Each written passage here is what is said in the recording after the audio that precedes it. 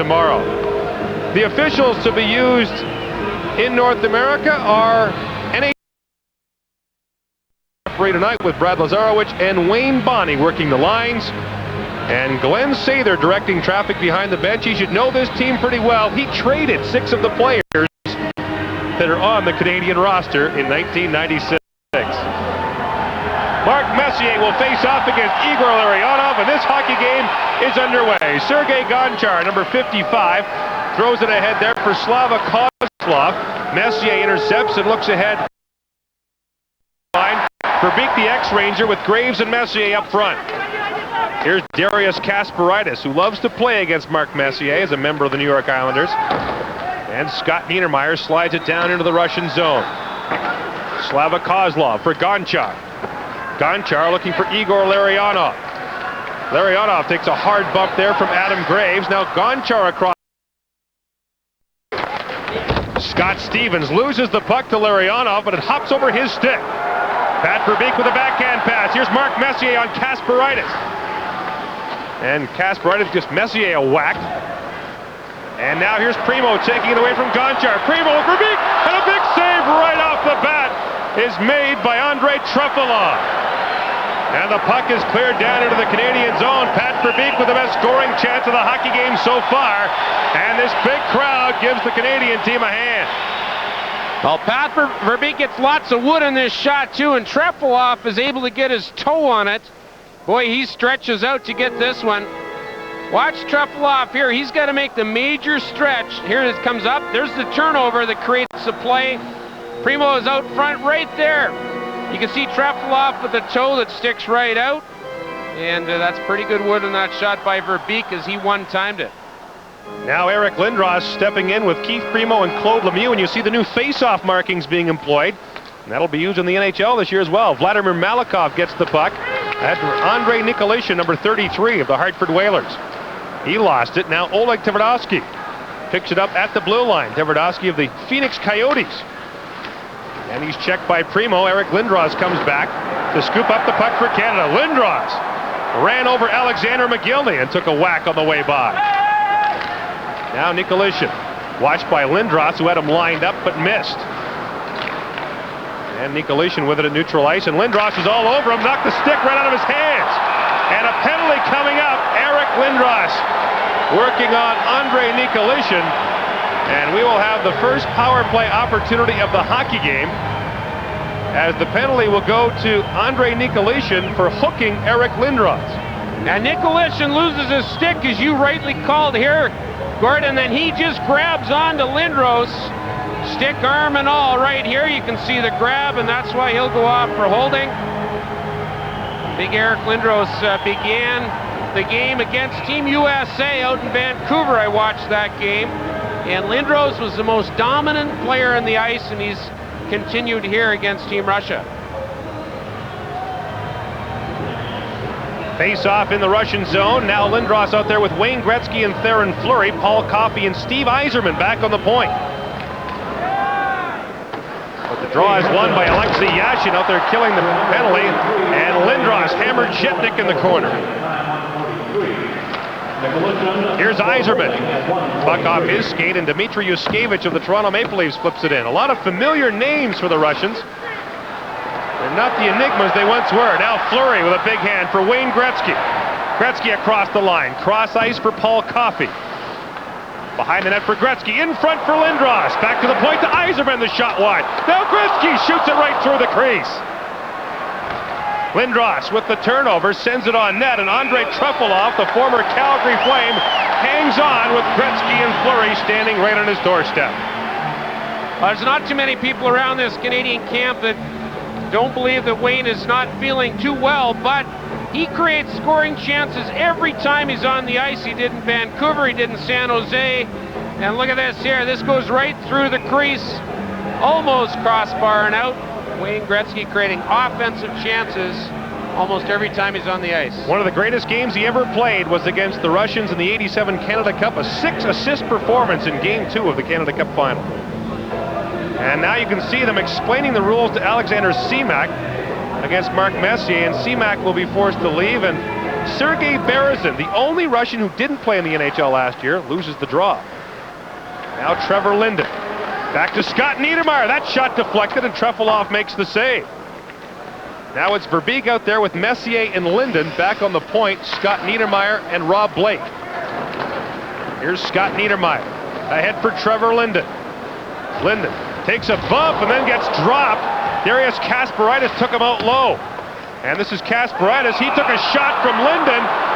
And they're going to call Trevor Linden for bringing down Darius Kasparaitis.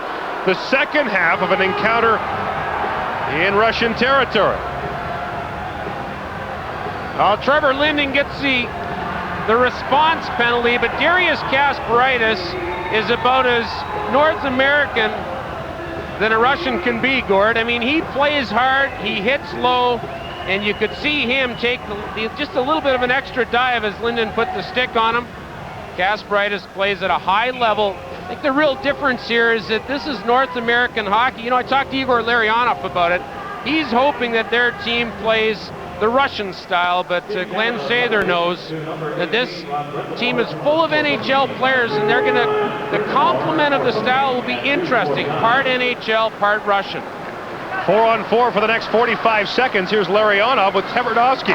Larionov tees it up just wide, and Scott Stevens picks it up for Canada. Ed Jovanovski gets his first shift, looking ahead for Vincent Damphos. Now wheeling ahead with it is Slava Kozlov, back for Vladimir Malikov. Kozlov, look, the Russians circling and circling. Kozlov throws it to an open corner, and Jovanovski has it.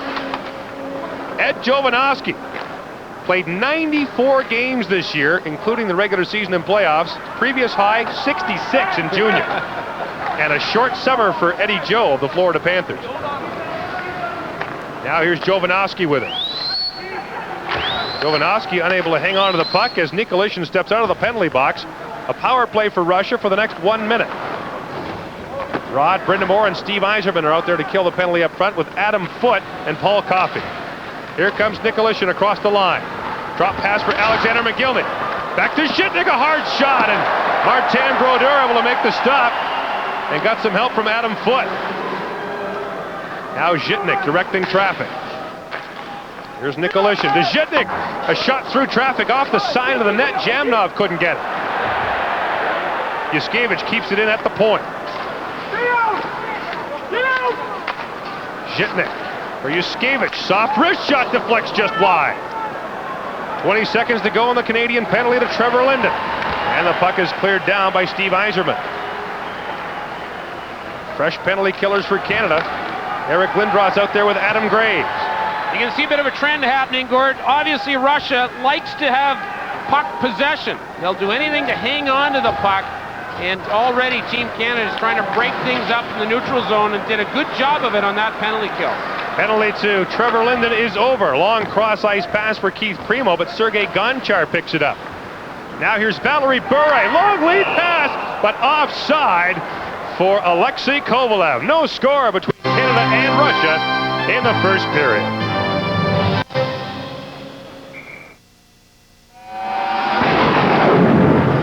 This summer, TSN and Subway want you to put a bite on us to win. Win one of 6 weekly baseball or football prize packs, and all correct entries will qualify to win a grand prize trip to 2 World Series games or a trip to this year's Grey Cup game.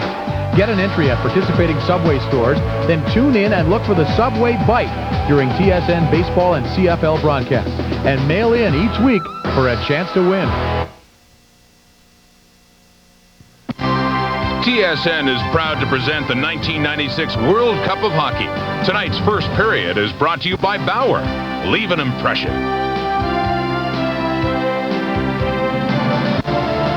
On the right is Russian head coach Boris Mikhailov. On the left is Sergei Makarov, his assistant coach, former Calgary Flame, who was the Rookie of the Year for the Flames back in 1989-90. Boris Mikhailov taking over for Igor Dmitriev, who is suffering from a brain tumor and had surgery in the last month.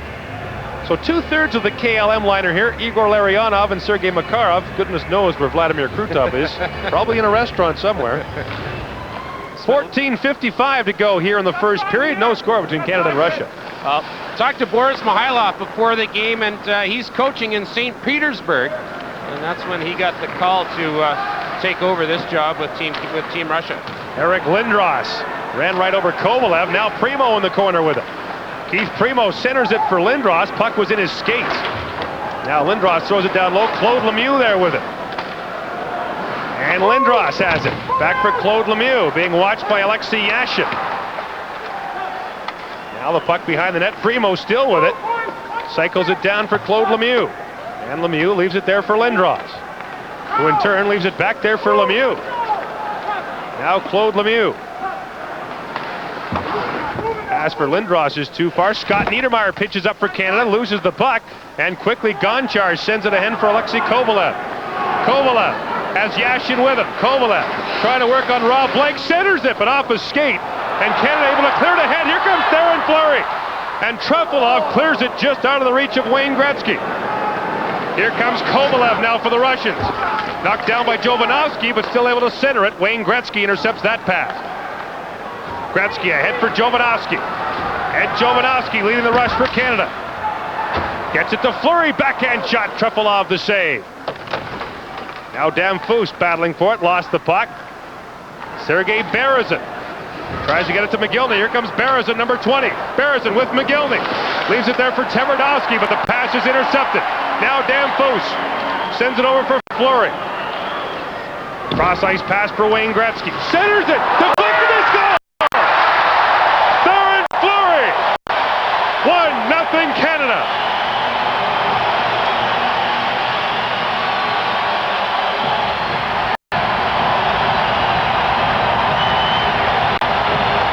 And the most popular member of Team Canada here in Calgary has the first goal. And this is redirected off of Theron Fleury's foot. Gretzky puts the puck on to Damphus, directed. You can see there, it actually hit Trefilov. They'll either give it to Damphus or Fleury. Fleury was right on top of the crease. As you can see Andre Trefilov want to go after the referee and question that call. And we are having a little bit of an explanation here. Now remember, the rule's been changed this year in the National Hockey League. The puck can go in off your skate as long as there isn't a distinct kicking motion. I don't think that would be the issue here. I'm not even sure. It looked, at first look, I think both you and I felt that Fleury had touched it. On second look, it looks like Damphus redirected and it went off a Trefilov cord. So Damphus and Fleury talking it over on the Canadian bench. And Canada with a 1-0 lead with 13:10 to play in the first period. And they're still trying to decide who got that goal. Here's the announcement. Damphus gets it.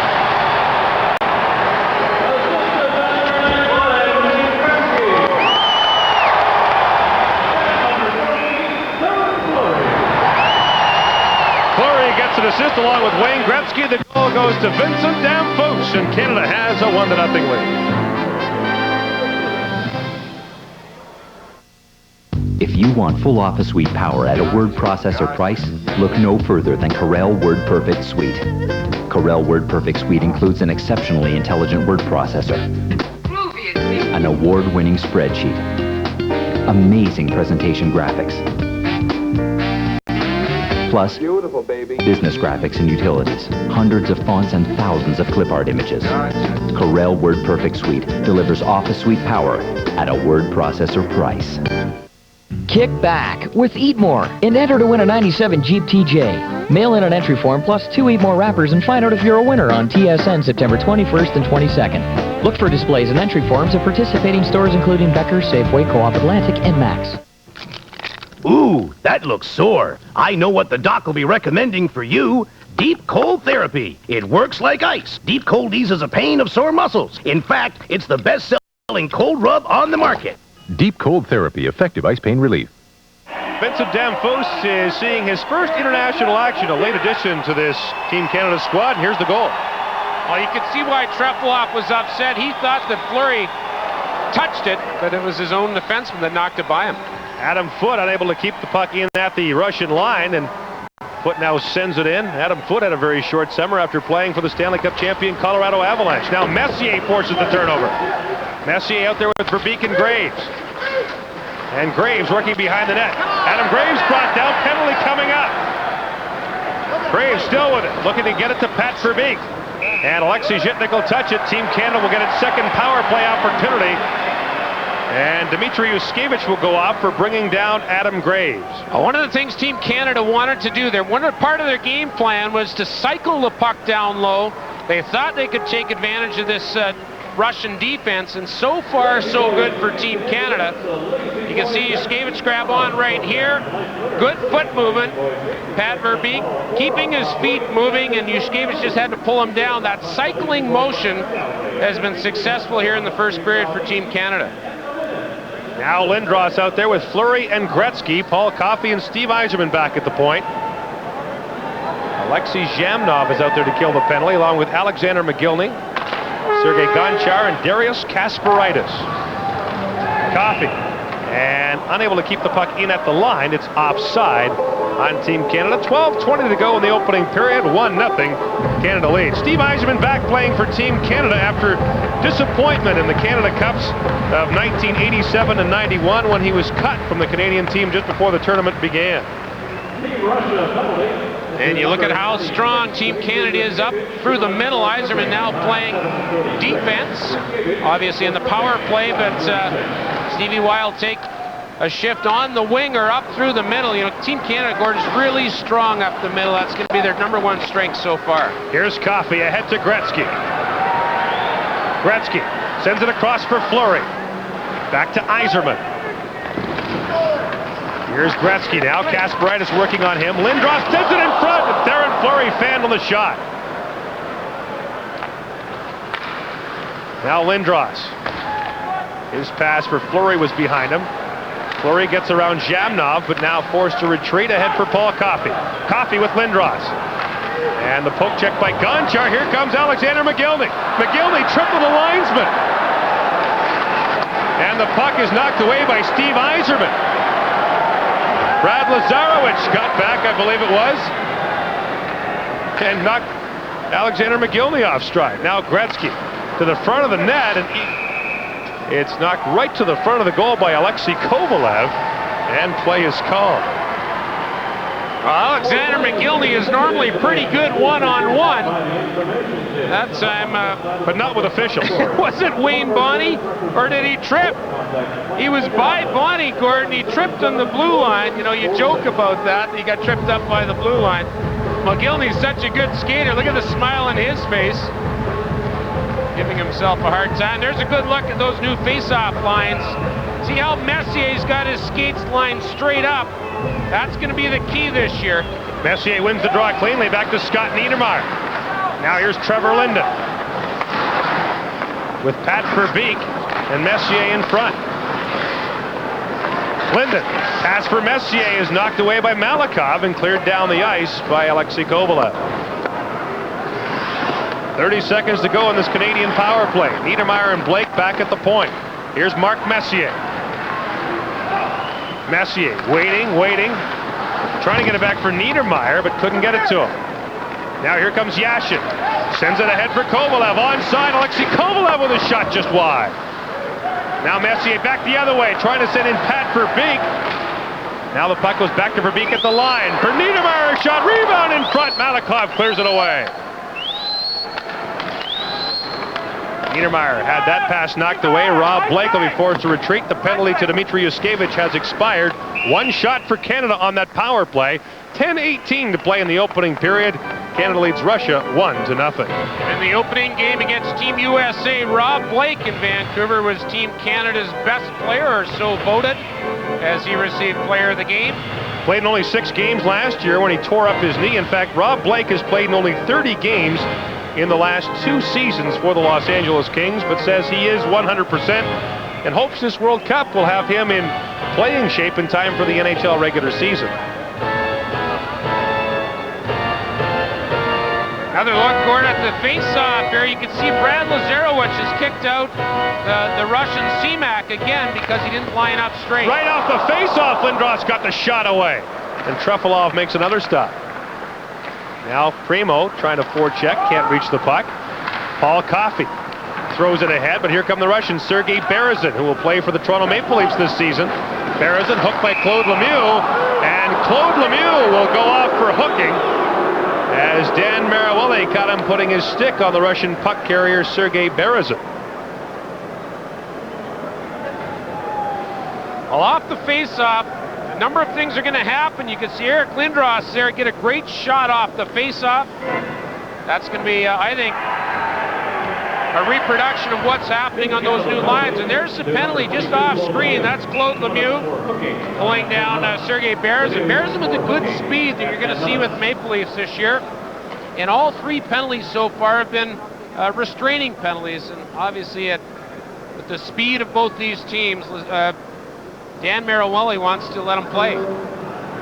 10 minutes to play in the opening period. The Russians on the power play. Slava Kozlov is out there with Kovalenko and Larionov. Kozlov back to the point to Kasparaitis. Here's Andrei Kovalenko. Kovalenko for Larionov. Here's Slava Kozlov trying to get it to Kovalenko. Tries again, the pass was behind him. Rod Brindamore comes away with it for Team Canada. He'll wait and just softly dump it down into the Russian zone. Sergei Gonchar, top scoring defenseman for the Washington Capitals last season, number 55, brings it ahead. For Slava Kozlov. Kozlov has his pass knocked away by Mark Messier. And there's not too often that you'll see this Russian team get up to the red line and dump it in, as you might see the Boston Bruins or other NHL teams. Total possession is what they're after, and many times it works, sometimes it doesn't. Vladimir Malikov runs the power play for the Montreal Canadiens. Sets it up here for Igor Larionov. Larionov for Andrei Nikolishin. Back for Larionov. Here's Malikov with a shot right on. Brodeur makes the save. Larionov for Nikolishin. He's got McGillney with him. McGillney might want to get his skates checked. He stumbled again. Rob Blake breaks up that pass. Puck loose behind the net. Ed Jovanovski. Can't get around Larionov. 30 seconds to go on the penalty. Here's Larionov. Side of the net. Nikolishin off the side of the net. The puck is cleared out. 20 seconds to go on the Canadian penalty. Here comes Vincent Damphousse with Wayne Gretzky. Damphousse, Gretzky, and the puck bounced over his stick. Oleg Tverdovsky brings it back the other way. The Russians 3 wide. Tverdovsky for McGillney. Big collision. Puck loose in front. They score! Alexei Zhamnov gets the rebound and ties the game at 1. It's a power play goal with 5 seconds left in the penalty to Claude Lemieux. And Oleg Tverdovsky was involved in a huge collision in front of the Canadian goal. How many times have we seen it in the game of hockey where you get a chance down one end? Damphousse just can't land this flat for Wayne Gretzky. Great try. And then this goes right down the ice. That's Tverdovsky. Now watch the collision here. Bang! Whoa. There's a collision there. And Zhamnov will come off screen. Just put it right by Martin Brodeur. Ed Jovanovski levels Oleg Tverdovsky. Jovanovski steps up. Here's a chance by Zhamnov. Boy, there's a guy you don't want to give too many chances to. Zhamnov with 22 goals, 37 assists last year. He'll be playing this year in Chicago if all of that follows through. Actually, he will be in Chicago this year. Alexei Zhamnov has scored at least 20 goals in each of his 4 NHL seasons. Now Claude Lemieux back out there. Hammers Zhitnik. And it's sent back behind the net. Alexei Zhitnik picks it up. Zhitnik of the Buffalo Sabres, acquired in the Grant Fuhr transaction. Now a 2-on-1. Alexei Yashin with Valerie Bure. And hustling back was Eric Lindros to break it up. Now Kovalev steps around Lemieux, centers it. Puck bounced behind Bure. Valerie Bure behind the net for Alexei Yashin. Trying to center it back to Bure. Puck hit a skate. Now Paul Coffey rides Alexei Yashin down. Lindros all over his man, Valerie Bure. Claude Lemieux steps into Zhitnik, able to clear the puck out, and Alexei Zhitnik and Claude Lemieux are having their own private battle out there. Yushkevich ahead for Yashin. He steps across the line, and Alexei Kovalev was ahead of him offside. 7:04 to go in the first period. Game tied at 1.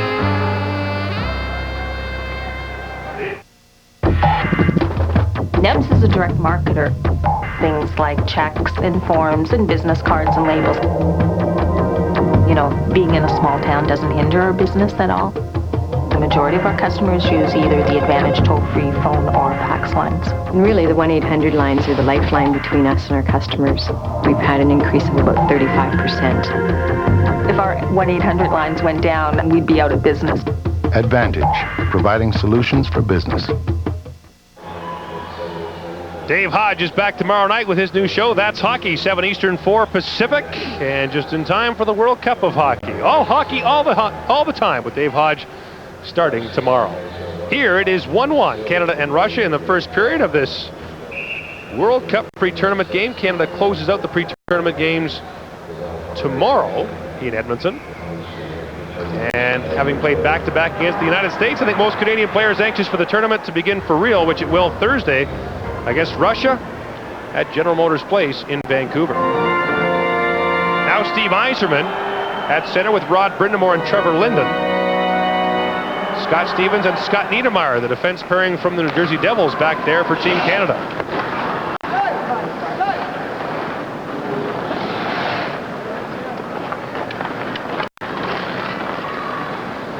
Scott Stevens up along the boards for Rod Brind'Amour, and Brind'Amour steps into Darius Kasparaitis.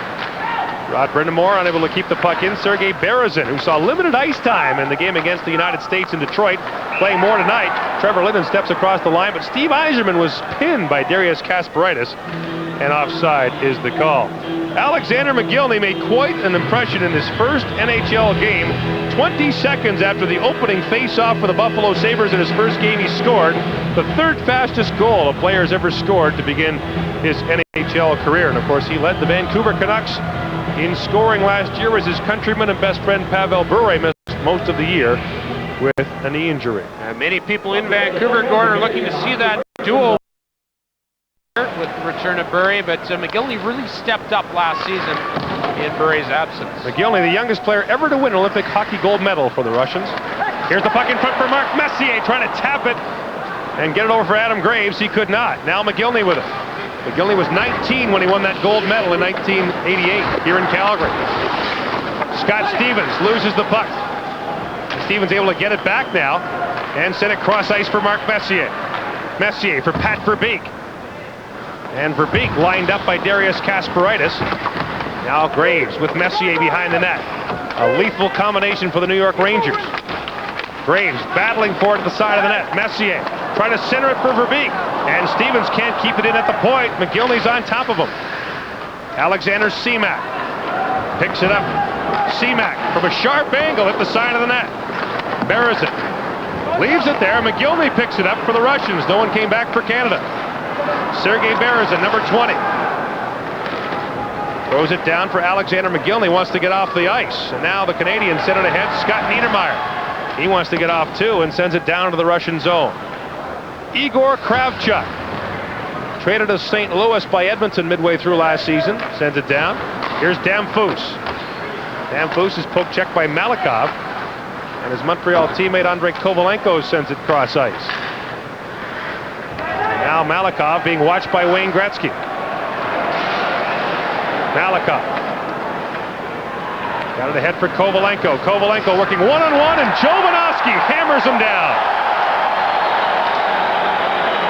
Two big hits by Ed Jovanovski in this game. Now Gretzky across the line. Gretzky across for Jovanovski. Lost the puck to Malikov. And Theron Fleury has it for Canada. For Damphousse and for Gretzky. And offside is the call at the Russian blue line. Wayne Gretzky almost in alone in a 1-1 game with Russia. Getting a trimmer, flat, or tummy just got easier. Hi, I'm Joanne McLeod. I'm Hal Johnson. The Body Break Ab Master from Quality Fitness is the first product we're confident enough to put our name on. With AbMaster, men and women of all ages and fitness levels can get a firmer, flatter stomach in just 7 minutes a day. There's also a free workout video and instruction guide to help you along. Feel great and get toned with the Body Break AbMaster. In stores now. 20-year-old Ed Jovanovski, the youngest player on this Canadian roster, throwing his weight around. Well, Eddie Jovanovski stepped right in here for Al McInnes, and not to replace him, but you can see where Jovanovski's done a good job of doing what he's good at. He's taken the body twice, Gordon. He's made impact. That time on Andrei Kovalenko as he just out-muscled him off the puck. And Jovanovski a big part of that Florida Panther run to the Stanley Cup final last year. Ed Jovanovski had a grin a mile wide this morning when he was told he'd be playing tonight. I'm in, he said. I'm in. Well, I watched the after practice. The guys that aren't playing, I know how hard they worked, so maybe that was part of the grin. He's been working very hard. Dmitry Yuskevich lost the puck to Adam Foote. Now here comes Claude Lemieux. Lemieux with a shot wide. It's Eric Lindros in front of the net, waiting for that rebound, and Claude Lemieux takes a stab at the pass by Primo and just couldn't get it. Now Coffey racing back. Martin Brodeur knocks the puck down, and we've got a slashing penalty coming up to Eric Lindros for some action behind the play, and Eric Lindros setting a physical tone against the Russians and promised earlier today he'd try to soften them up prior to the first tournament game on Thursday. And now some pushing and shoving. Alexander McGillney is talking it over with Claude Lemieux and Adam Foote. Alexei Zhamnov was the guy that received that slash by Lindros. Eric Lindros is the only player on the Canadian roster who's played in the World Junior Championship, the Canada Cup, the Olympics, and this tournament. You know, many people are trying to talk already about him receiving the torch from a guy like Wayne Gretzky. I like Eric's response. He said, let me play this season, let me play this World Cup, and let next year take care of itself. Russian power play here. They scored on their last power play opportunity. They're 1 for 2 in the hockey game. 4:16 to go here in the first period. Canada and Russia even at 1.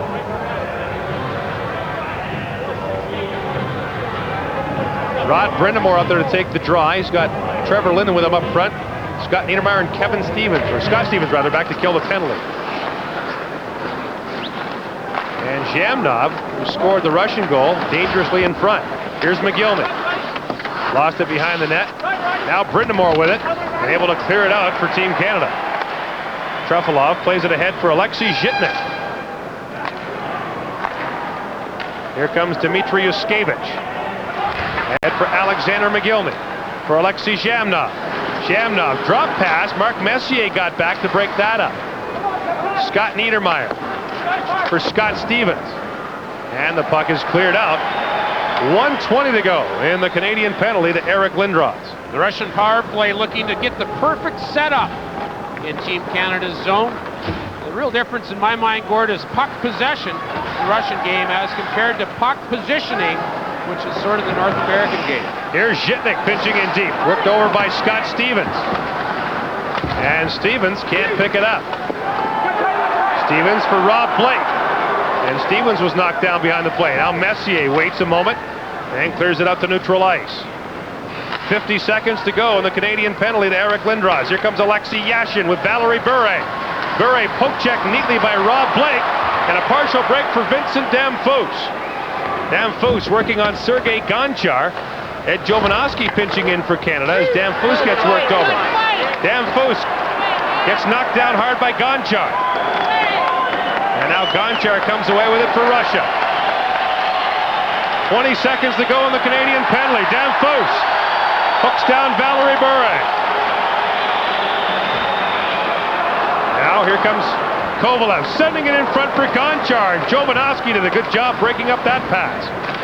Now McGillney for Gonchar. Lots of time. Gonchar off the skates of Rob Blake. Kasparaitis. Gonchar.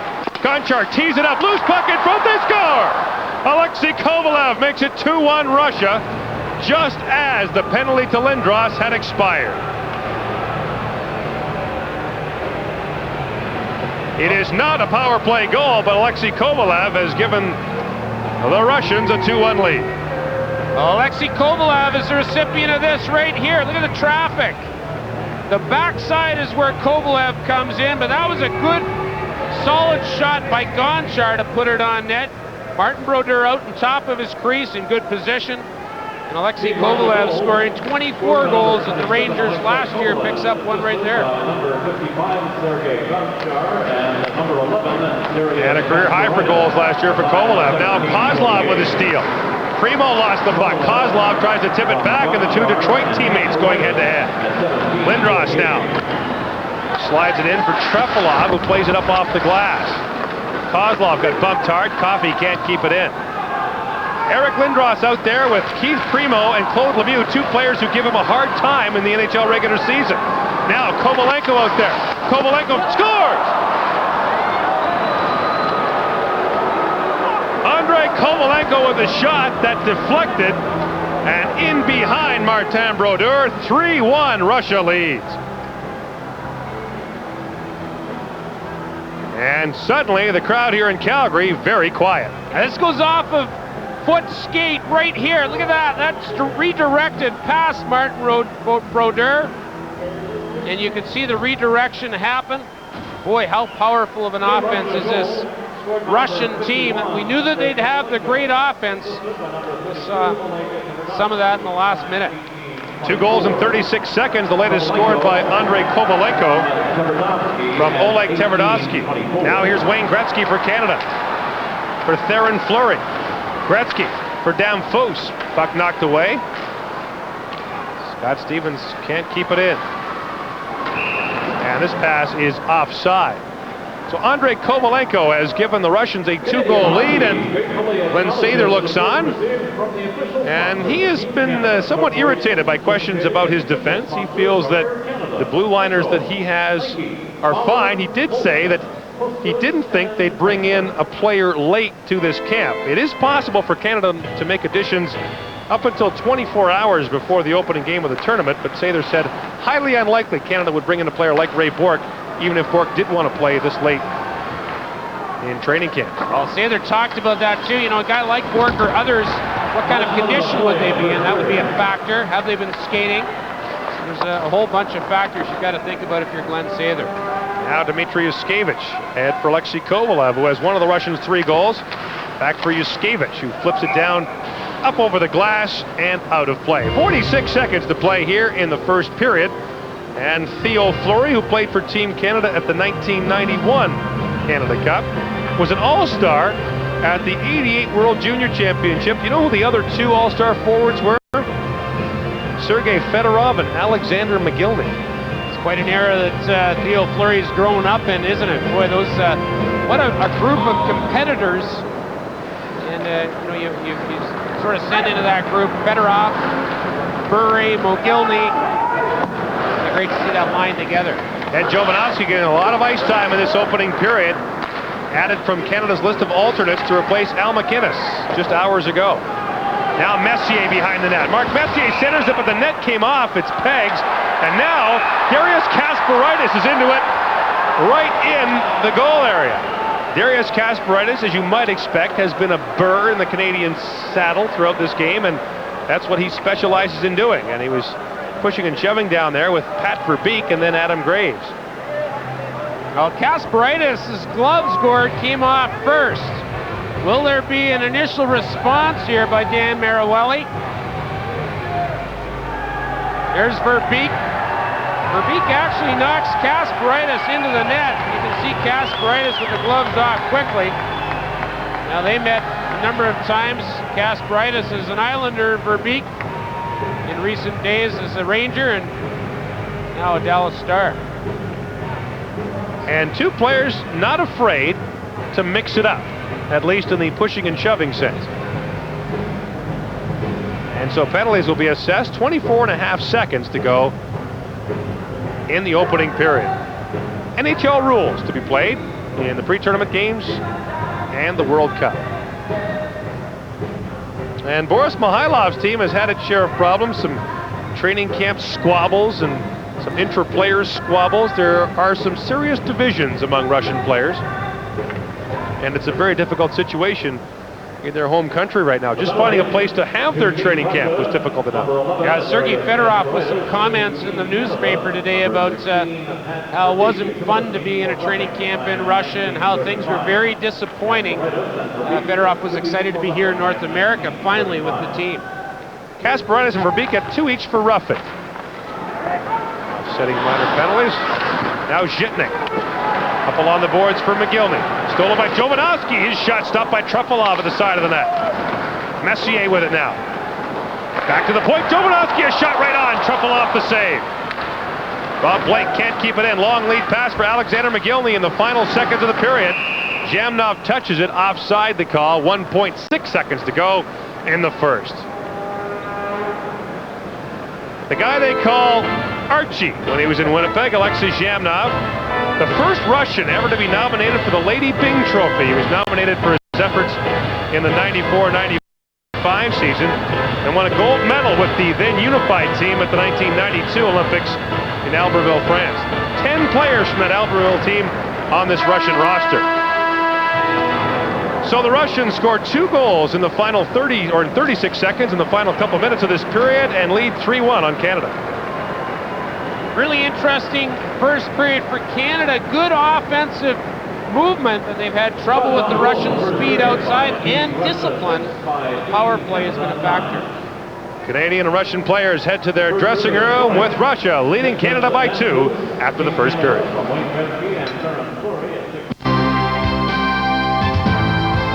World Cup of Hockey live at the intermission is brought to you by Pepsi Stuff. People who drink it, get it. Ends October 31st. The Russians are as talented up front as any team in the tournament. That first period pretty much bears witness to that, and they didn't have Sergei Fedorov and Pavel Bure. Nice move by the Russians, actually, when you think of it from a psychological point of view. If they lose the game, they come back and they say, hey, when we open up, Bure, Fedorov back in the lineup. Now we've got our best guys putting our best foot forward. They don't have them in there tonight. They win the game. They can take a lot of strength from that. Pretty sloppy effort by Canada in the first period. They've got to get better goaltending on that third goal than Martin Brodeur supplied. If you ever question what Ed Jovanovski was going to bring to this team, I think he showed us that immediately. That was a huge body check that he threw out there. As a matter of fact, a couple of them. Yeah, Ed Jovanovski, that's what he does best. It's going to be interesting to see in games against some of the European-type teams if he gets caught out of position making those plays, but certainly against the Americans and softening up the Russians for later in the week. Good move in the first period by Jovanovski. Yeah, when he drilled Oleg Tverdovsky, Alexei Zhamnov jumped on the puck and buried it. We saw that 3 times as the Russians lead by a count of 3-1. We'll take a short break. We're back in just a moment.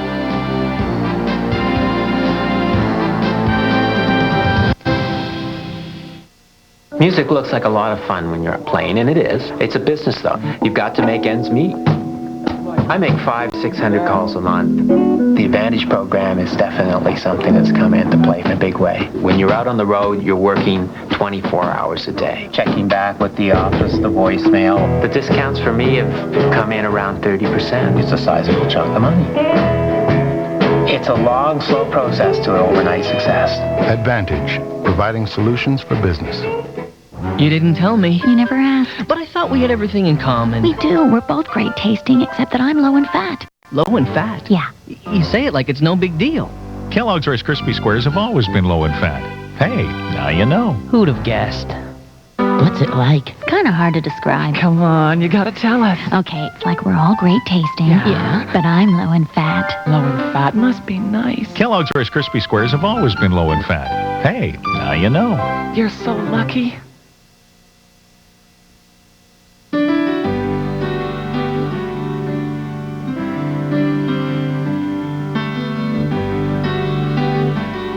It can be a little bit deflating when you see your leader and your best player and the guy that's kind of carrying the torch for the team go down. And I guess what you try to draw on is all the experiences that you've had in the past where similar things have happened and how you reacted and what worked and what didn't work and try to get that across to the players. 84, 87, and 91. Mark Messier is a veteran of these international wars. He joins us now live from Calgary. I know this is going to be a tough question, Mark, but how does this team compare to those teams of the past?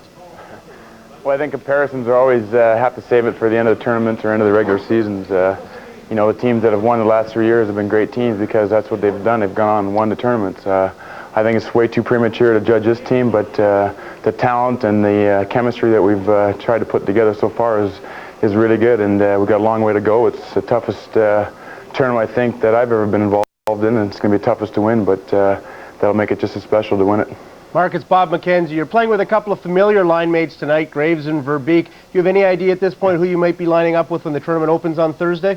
You know what, it's all just up in the air right now. We're just trying to see what works best for the team. And when you come to these kinds of tournaments and there's not much time to get ready, you just try to fill in a spot where you think you can help the team the most. And I think we're all aware of that, and that's what we're trying to do right now, is just find a little niche in the team that we can contribute the best and go with that.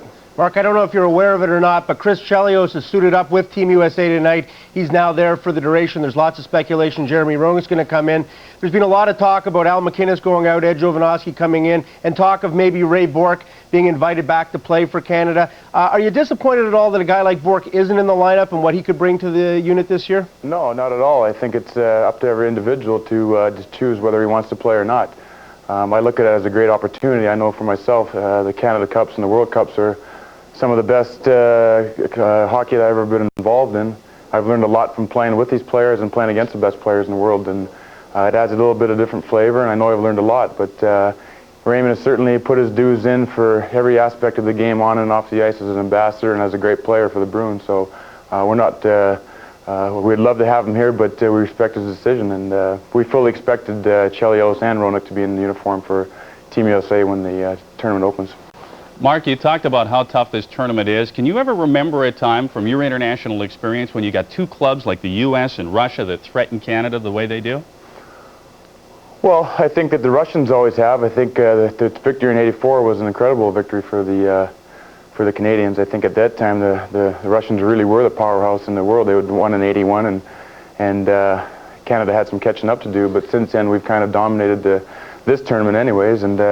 But I think the gap has really closed in on Canada, and that's not to say that Canada doesn't have great young players that can play against anybody in the world, but the gap is closed, no doubt about it, and we've set a standard for the international hockey and across the world, and teams have had to catch up to be able to compete, and we're seeing the end result of it now with the strong U.S. team, and Sweden is much improved and has all the other teams. Well, thanks very much, Mark. We appreciate you taking the time. Good luck in the remainder of this hockey game and the tournament itself. Thank you very much. Mark Messier, the assistant captain for Team Canada. Talk about your consummate leader. And everybody brings this up year in and year out, but he truly is that. Well, there's no question, and you look back on some of the international competitions and some of the blows that he's delivered for not just scoring goals, but also a physical presence, and that is so important, the leadership. And this is a changing of the guard time, too. You've got Eric Lindros who's coming up, and it's almost a situation where Mark Messier is passing the torch off to Lindros. Messier's got to be good, but Lindros has got to be as good, if not better. I know that Glenn Sather has stated before that he expects Mark Messier, Wayne Gretzky, and Paul Coffey to step up in the dressing room, but he wants the young guys to do it as well. They expected Al McInnes to be stepping up on the blue line, but he's not playing in the tournament as he pulled out today. It's on a bit of the road to recovery, but again, with the two doctors that I've been seeing, Dr. Dave Reed and Dr. Terry Groves, they both agree it would take probably up to 2 to 3 weeks to fully recover and get my strength back, and that doesn't even include the on-ice conditioning. And you know, we all know by that time the tournament's pretty well over. You know, at this stage, even trying to get somebody else to get in here, we've got one game left tomorrow. If there was more time, there's a way we could get around it. But with the shortness of the games, or the quickness in the games and the shortness of the tournament, it's pretty difficult to ask somebody to come in here that hasn't been training and practicing and skating at this level. Well, we've talked about Canada's defense, and going into the tournament, we thought it was their Achilles heel, so to speak. But when you take a look at the blue line, how do they match up, Bob, with the United States and specifically Russia? Well, I think we tend to get a little myopic in Canada when we start analyzing strengths and weaknesses, and we don't look at it on the broad base of the tournament. There's no question that the Canadian defense maybe isn't as strong as we'd like it to be, and maybe some of the players have various things like Blake's coming off a knee injury. You start going through the entire roster, and for one reason or another, maybe Scott Stevens hasn't played as well as he has of late. But when you start comparing the Canadian defense to some of the other defenses that are getting credit for being outstanding units, take a look, for example, at the U.S. There's no question the addition of Chris Chelios tonight will bolster that U.S. squad. Leach is a great offensive defenseman, but I saw him against the Russians on Friday night, and he has trouble with his defensive coverage. Matthew Schneider is in and out. Gary Suter, that's a good top four, and I like it. But I'll tell you what, Phil Housley is a poor man's Paul Coffey. The Hatcher brothers are prone to lots of giveaways, and Sean Chambers is a guy who, if he was on the Canadian team, would be considered very marginal. Scott Stevens has got to play well, obviously. Niedermeyer, Coffey. Desjardins, his health is once the groin injury, if he can come back from that, there's no question in my mind that the depth on the Canadian defense, even with Blake Foote, Odeline, Jovanovski, is every bit as good, if not better, than the U.S. team, and probably matches up better than the Russian defense. So I don't think that the problem with defense as a core is as bad on Canada as a lot of people have made it out to be. Team defense is what's going to win this tournament, and that means the forwards coming back and helping out. And I know that you like the way they match up with the Russians as well. Now, there is another game taking place tonight as the Americans are in Providence, Rhode Island, playing host to Slovakia. And we should throw out a disclaimer. This one is not pretty, although it's a good start for the Americans as Chris Chelios takes the pregame skate. Doug Waite, sensational season last year, and he walks in with the backhander. They'll throw it top shelf. It's 1-0. And then the route is on. That's a beautiful backhand by Doug Waite, Edmonton Oilers. Goes to 2-0 U.S. on the power play. Chelios over to Phil Housley. Phil Housley takes the shot, and John LeClair redirects it in front of the net. Big lead early on, 3-0 for the U.S. Then in the second period of play, it's another great pass and a great play by Dougie Waite. He goes to Hull, the one-timer, empty net. He'll drill that one every time, 5-1 for the Americans. Dougie Waite then streaking in, will drop it for Phil Housley. What a pretty play, 6-1 for the U.S. team. And the U.S. is well on the way. Turnover at the blue line. Picked up by Bill Guerin. Goes in all alone. The New Jersey Devil goes in. Makes a nice move to the forehand. Puts it in. The U.S. scores 4 goals in 2 minutes and 35 seconds. The route is on. They're now into third period action. Bill Guerin, even with the one eye, still manages to get the goal. It was a little bit close, courtesy of Keith Primo. But this American team has showed a tremendous amount of grit, as we saw in the 2 exhibition games that they played against Canada. Well, they do. They've got a lot of grit and they've got a lot of size. One of the questions about the American team, as you look at it on paper, and they seem to have answered it, is that they can score goals. You look at guys that they've got now, John LeClair, Brett Hull, Mike Modano, Keith Tkachuk. They've got some 50-goal scorers, some 40-goal men. And in the past, the Americans' downfall has been an inability to supply offense when they really need it. Now the question is, can they do it under the pressure of the tournament? A lot of times in the past, they've had the big scorers on paper, but they haven't been able to do it. That's going to be the challenge for the U.S. this year. They've got decent goaltending in Mike Richter. We talked about their defense. I'm not so sure it's as good as everybody says it is, although with Chelios added to it, it just got a lot better tonight. They are a formidable team. There is no doubt about that. We will take a short break. You are watching Canada and Russia on TSN. Stay tuned.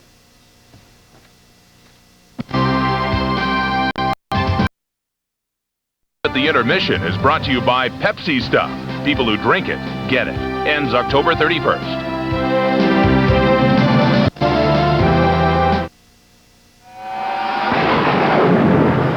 This summer, TSN and Subway want you to put the fight on us to win. Win one of 6 weekly baseball or football prize packs, and all correct entries will qualify to win a grand prize trip to 2 World Series games or a trip to this year's Grey Cup game. Get an entry at participating Subway stores, then tune in and look for the Subway Bite during TSN baseball and CFL broadcasts, and mail in each week for a chance to win. If you want full Office Suite power at a word processor price, look no further than Corel WordPerfect Suite. Corel WordPerfect Suite includes an exceptionally intelligent word processor, an award-winning spreadsheet, amazing presentation graphics, plus business graphics and utilities, hundreds of fonts and thousands of clip art images. Corel WordPerfect Suite delivers Office Suite power at a word processor price.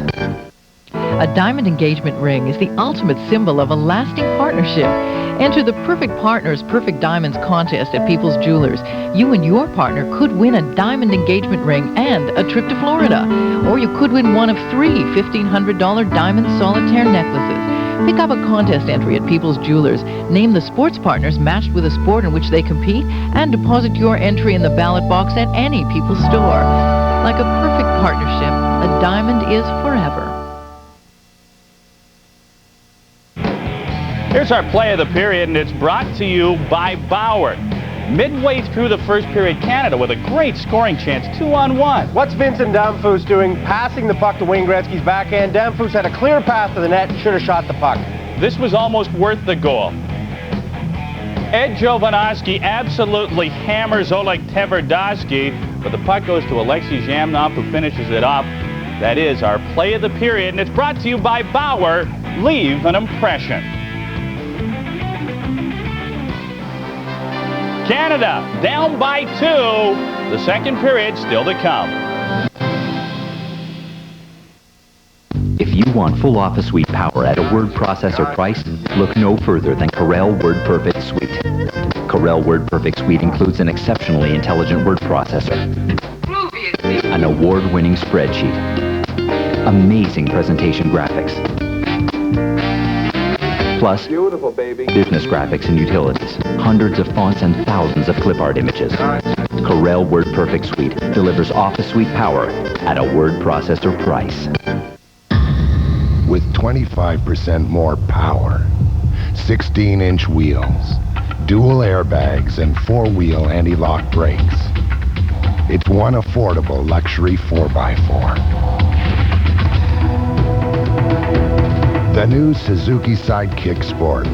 Lease one now for only $299 a month. For a discovery drive, call your participating dealer today. Suzuki. Ask anyone who owns one. Did it? Oh! Car not riding as smoothly as you'd like? Well, suspension trouble could be in your struts, your shock, your springs, or your alignment. So, head over to Midas for a free inspection. They'll show you in writing not just what's wrong, but what needs fixing now and what can wait. That way, you get some choice in the matter, which is better than getting jerked around. Midas, the way it should be. Oh, big fella. Oh.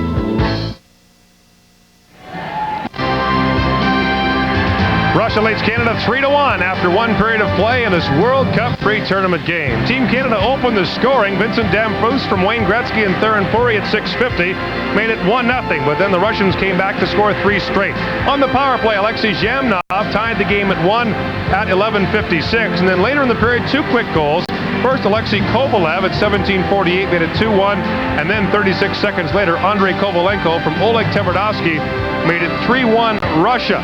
Shots on goal 9-6 in favor of Canada in that first period. Russia was 1 for 3 on the power play. The first period summary brought to you by Bauer. Back here with Ryan Walter. Ryan, you know Team Canada will want to have a physical presence against the Russians in the tournament, but there's a delicate balance there too, isn't there? We saw that on one of the Russian goals. Yeah, you don't want to step out of position to create that big hit. Certainly, watch here. Tverdovsky's got the puck, and Ed Jovanovski with the great big hit there, but it creates his offensive chance, and Alexei Zhamnov fills the hole and fills the net. Now the question for Team Canada, I suppose, is can they afford to run around against the Russians, or do you have to sit back and let them come to you? Because that seems to be what no one wants to do. I like your point, or your word, balance. I mean, you've got to watch. It's got to be a disciplined approach. You want to be aggressive but disciplined. I think you'll see that as this tournament moves forward. Also interesting, too, Wayne Gretzky made the point that the Canadians have to be solid behind their own blue line, but creative up front. Did you see that? Yeah, we did. I like the way that the Canadian team cycled the puck down low against the Russians. I thought that was effective, and they really created some offense from that, Gord. But again, will turnovers be a factor both ways? I think they will in the neutral zone. So Team Canada is down 3-1 after one period in this hockey game. Back with the second when our coverage continues from Calgary in just a moment. Hi, I'm Sparky Anderson. Tune in to TSN's Blue Jays telecast and watch for my on-the-ball features. Brought to you by Gillette's $250,000 Triple Play Challenge. Coming soon to a retailer near you. Face it, no other razor shaves closer or with more comfort than Gillette Sensor XL. No razor is better. When you need a sealant that's got to stick, Mono Ultra does the trick. Mono Ultra. When it calls for the best, the choice is clear. There won't be anything like it for years. Mono Ultra. It works in the sun. It works in your shower. You wash up with water and make it an hour. Whatever the kitchen surface, nothing sticks to the job like Mono Ultra. And it's mildew-proof in the bathroom. Mono Ultra. Get the Mono. Back in Calgary for the second period, Russia leading Canada 3-1 after 20 minutes of play. When he last played in a Canada Cup in 1991, Eric Lindros had just graduated from high school the spring before. Now people think he'll lead Canada in the next century. He says, don't put the whole load on me. Well, I think everybody has to be a leader. You know, it takes 20 leaders to have a winning hockey club, and I think we've got nine captains from our club teams, you know, on the squad. You know, I might be wearing an A, but you know, I'm there to learn, and you know, sometimes when there's one of the meetings with the captain, I just kind of, you know, slide in the back door and just kind of put my ear to what's going on a little bit, and you know, live and learn, and it's been terrific. I've got a lot to learn as a you know, growing into a captain, with the captain's responsibility, and hopefully you know, I could take something out of this tournament. Eric Lindros, the only player on the Canadian team who's played in the World Junior Championship, the World Championship, the Olympics, and the Canada Cup. A wealth of international experience for number 88, whose 115 points last year were a career high. So were his 47 goals. It's hard to believe Eric Lindros is 23 and will begin his 5th NHL season in about a month. So we open the second period with Darius Kasparaitis and Pat Verbeek in the penalty box. And Russia leading Canada by a score of 3-1 in this, the second last pre-tournament game for Team Canada before things begin for real later this week at GM Place in Vancouver.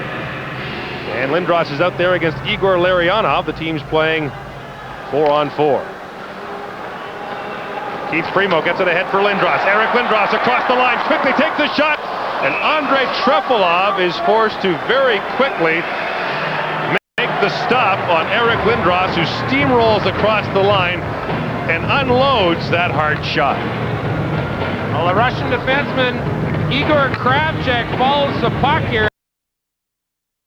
Right there around Kravchuk, and he does get lots of steam on that shot. Gord Trefilov, it hits him midsection, he drops on it, but Lindros got lots on it. Lindros wins the draw back to the point. Scott Stevens in behind the net for Lindros. Alexei Zhetnik trying to work on Lindros the best he can.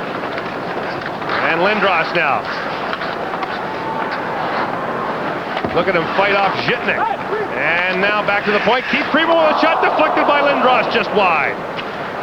Lindros still with it. Lost the puck now to Slava Kozlov. And Eric Lindros is hurt at the Canadian blue line. Eric Lindros is down and now crawls to the Canadian bench. And grave concern for Eric Lindros. Puck is picked up by Vincent Damphousse for Scott Stevens. Across the line for Vincent Damphousse. Leaves it there for Gretzky. A hard shot off the leg and rolls wide. Scott Niedermayer for Damphousse. For Gretzky, his pass is intercepted by Slava Kozlov. Eric Lindros now heading to the Canadian dressing room. We'll get a report for you as soon as we can. Oleg Tverdovsky for Alexander Mogilny. Mogilny takes a whack on the way by. And Mogilny centers it there for Oleg Tverdovsky. His backhand shot bounces wide. Now Tverdovsky's shot blocked by Wayne Gretzky. And the pass is sent back into the corner for Alexei Zhamnov. And Paul Coffey whacks Alexei Zhamnov. A penalty coming to Canada. Vladimir Malikov takes the shot. Scott Niedermayer trying to come up with the puck. Can't do it yet. Mogilny.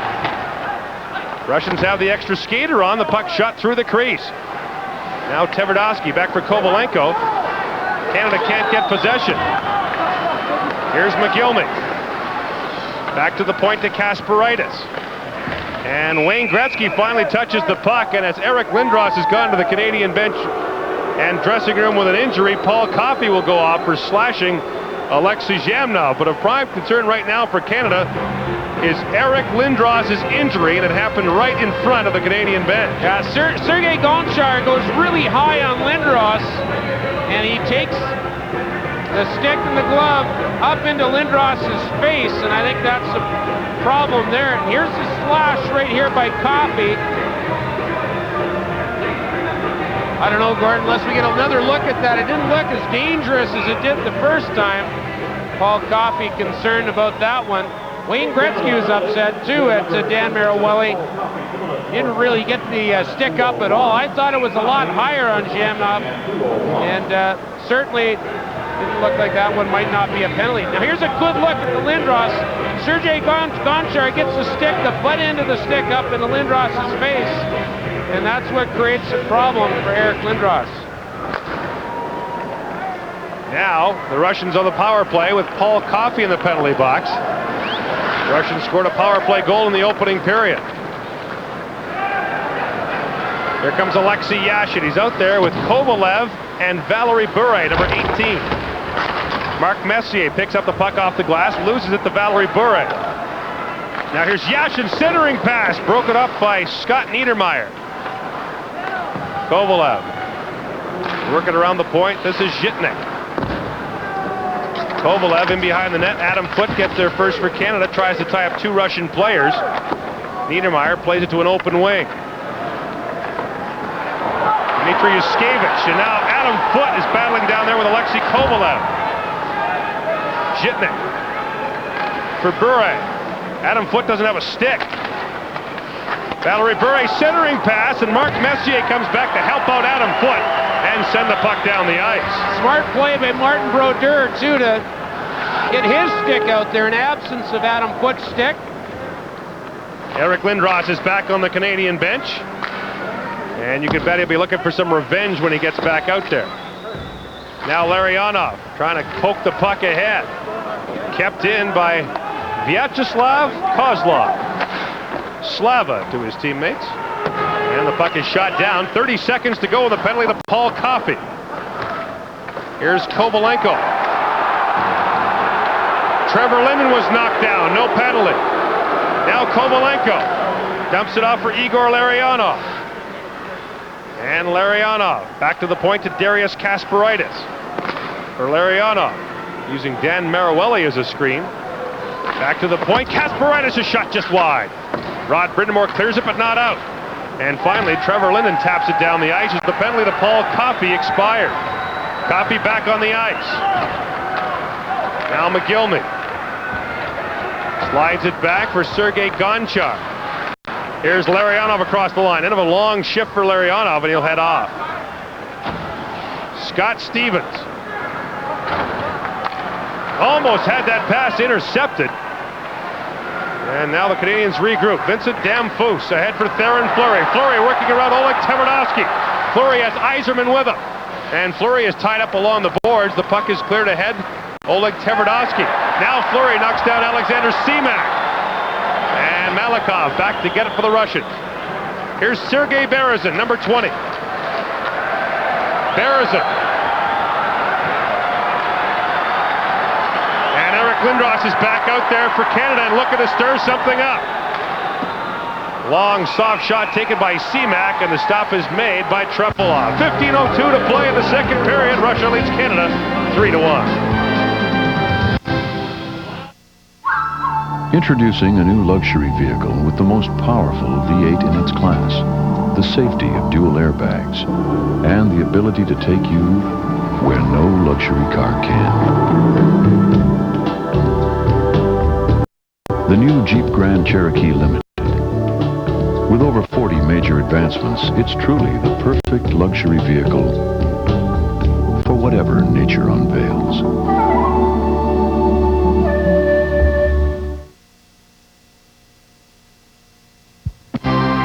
TSN is proud to present the 1996 World Cup of Hockey.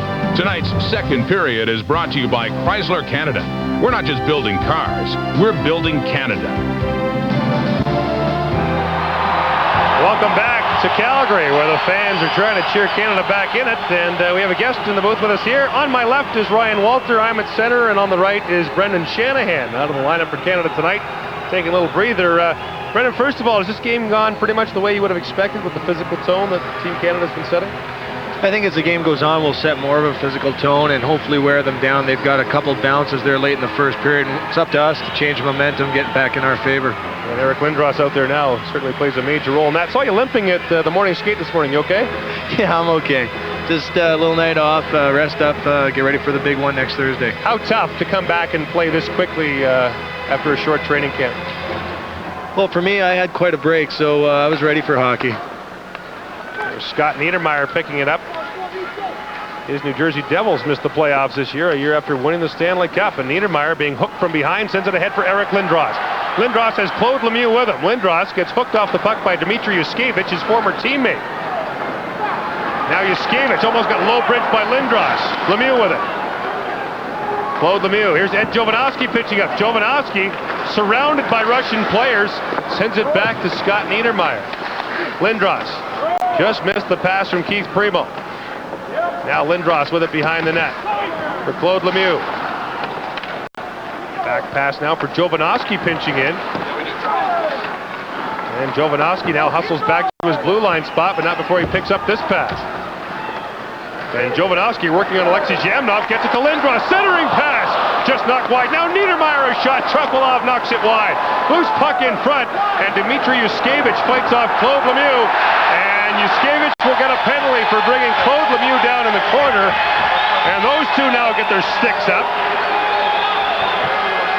And Team Canada will get a power play opportunity here with 13:56 to go in the second period. Brendan, this is supposed to be a World Cup pre-tournament game. Looks pretty intense out there.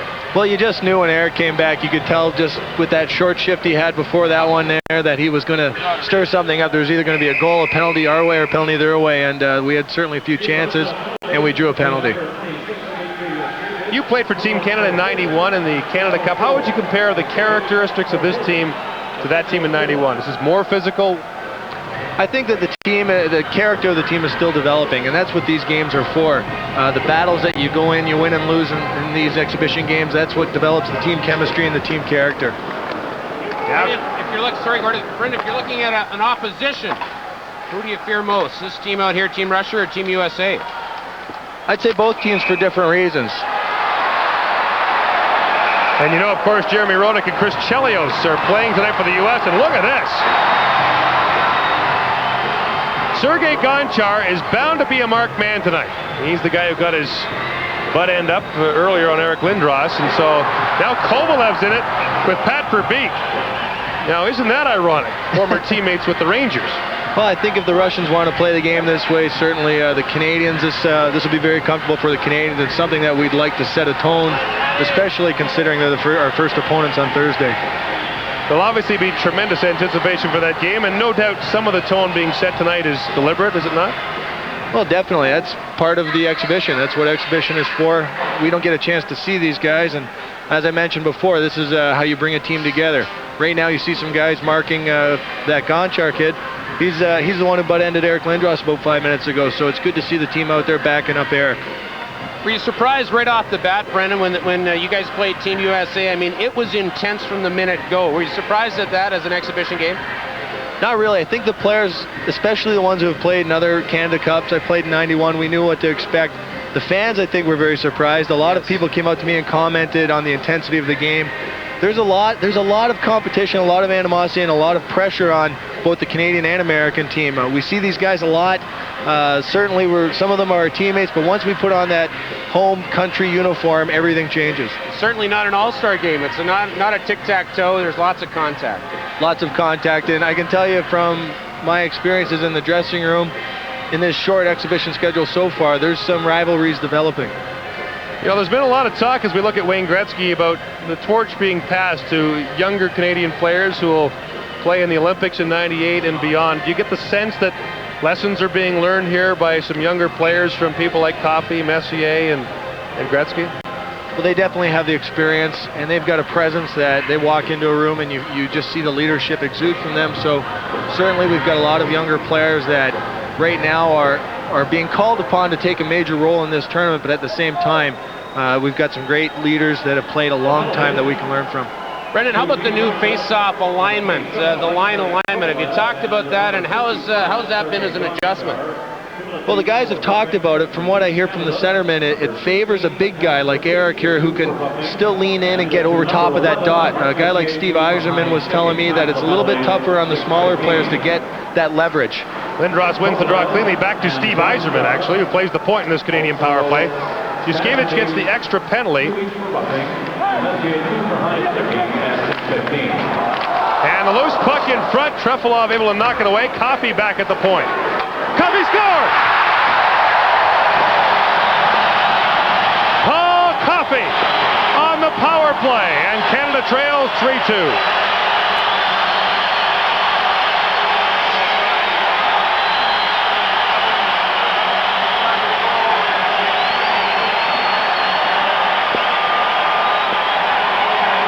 Oh, Paul Coffey keeps this puck really low because he's trying to set up the tip right there by Lindros, but it goes by him, and it goes post and in.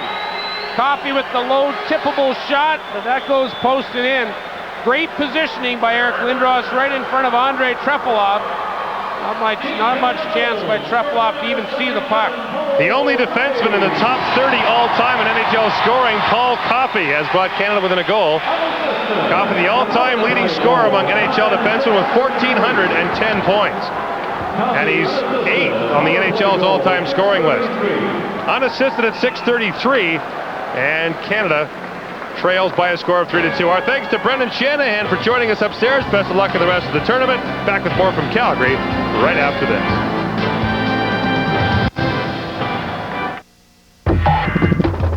NEBS is a direct marketer. Things like checks and forms and business cards and labels. You know, being in a small town doesn't hinder our business at all. The majority of our customers use either the Advantage toll-free phone or fax lines. And really, the 1-800 lines are the lifeline between us and our customers. We've had an increase of about 35%. If our 1-800 lines went down, we'd be out of business. Advantage, providing solutions for business. It's out there. Esso Supreme 92 Octane. For a cleaner engine while you drive. A smooth feeling of power. Esso Supreme 92. Unleash the performance.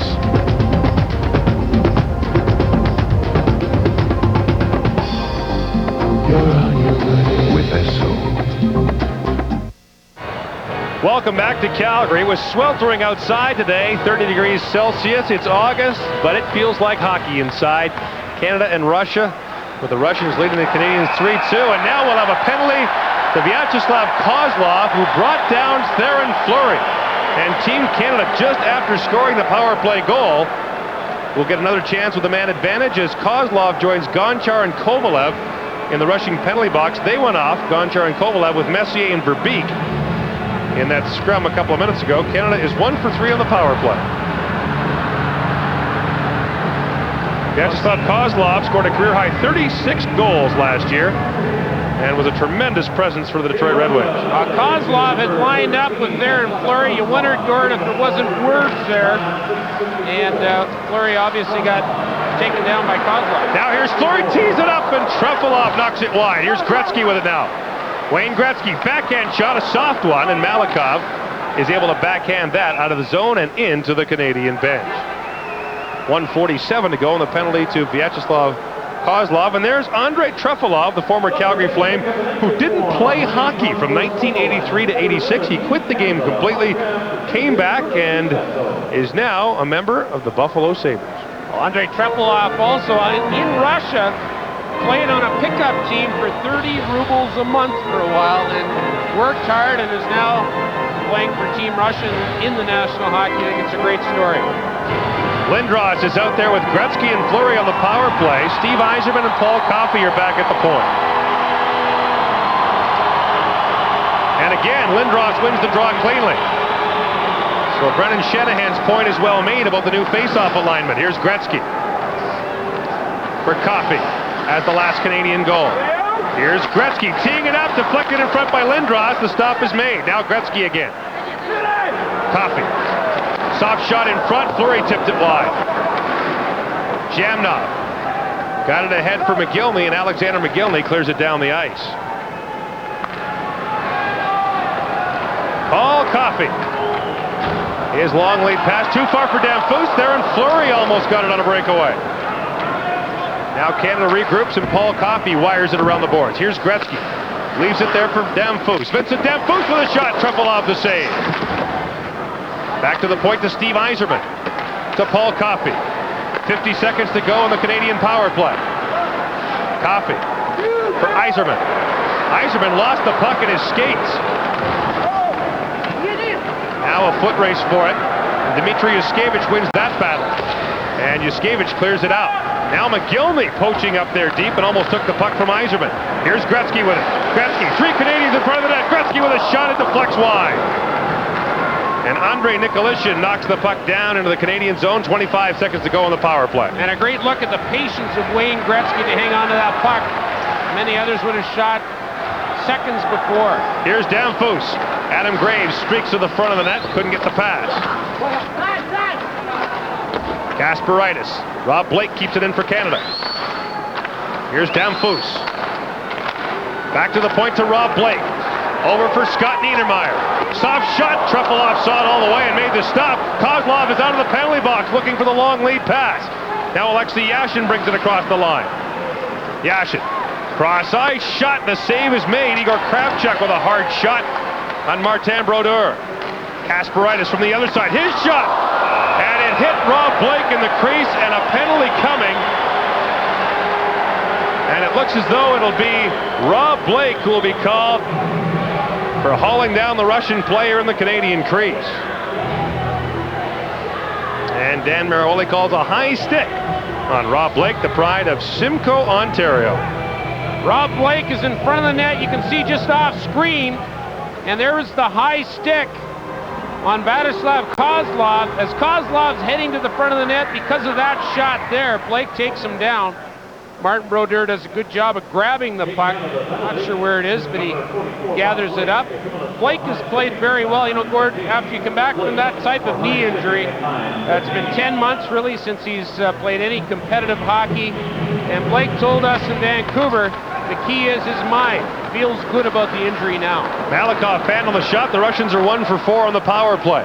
Rod Brindamore's out there to start the penalty kill with Mark Messier. And Messier would have leveled Malikov had he not unloaded the puck. Now Tverdovsky had it knocked down by Brindamore. Picked up by Malikov. Vladimir Malikov of the Montreal Canadiens. And now Oleg Tverdovsky sends it to the front of the net. A sliding Martin Brodeur saw that go wide. Kozlov with Larionov and Kovalenko. Now Malikov shot hit Brindamore's stick and went wide. Kozlov with it. Back to Malikov. His shot in front. Brodeur saw that. Hangs on with the glove. And with 1:16 to go on the penalty to Rob Blake, we'll have a face-off in the Canadian zone. In front of Martin Brodeur, the Canadian team is doing a good job of setting up a diamond on their penalty kill. In other words, they're taking away, watch here, Messier will take away the top shot, even though that shot's a wrist shot through, but Brodeur has no problem with it. Martin Brodeur set the National Hockey League record for minutes played by a goaltender last year. Very busy man for the New Jersey Devils. And Mark Messier out there now with Alexei Zhamnov, and Canadian fans trying to urge their team on. Exactly halfway through the second period, Russia leads Canada 3-2. Canada has outshot the Russians 17-10 so far in the hockey game. Zhitnik playing catch with Nikolishin. Nikolishin gets it back. Yuskevich got it back to Zhitnik. Now Canada with Messier and Lindros. Messier in front for Lindros, and his deflection is stopped by Trefilov. The Russians bring it back quickly the other way. 3-on-1. McGillney. McGillney tees it up. Brodeur the save. Scott Stevens picks up the rebound for Canada. 40 seconds to go on the penalty, and the Canadians cleared down the ice to get fresh penalty killers out there. Adam Foote was up ice on that 3-on-1 with Lindros and Messier. He really hustled to get back to create that good defensive play. And the puck is once again cleared down into the Russian zone, this time by Adam Graves, who's out there with Vincent Damphus. Here comes Sergei Berezin. Berezin poke checked it first by Niedermayer, but got it past him. Berezin centering pass. Kasparaitis picks it up. Kovalenko with it. Good pass now for Alexander Seamak, who centers it through the crease. Time winding down on the Canadian penalty. And that pass for Berezin broken up by Paul Coffey. And Coffey is able to clear it out just as Rob Blake steps on the ice for Canada. 2 shots on that power play for the Russians.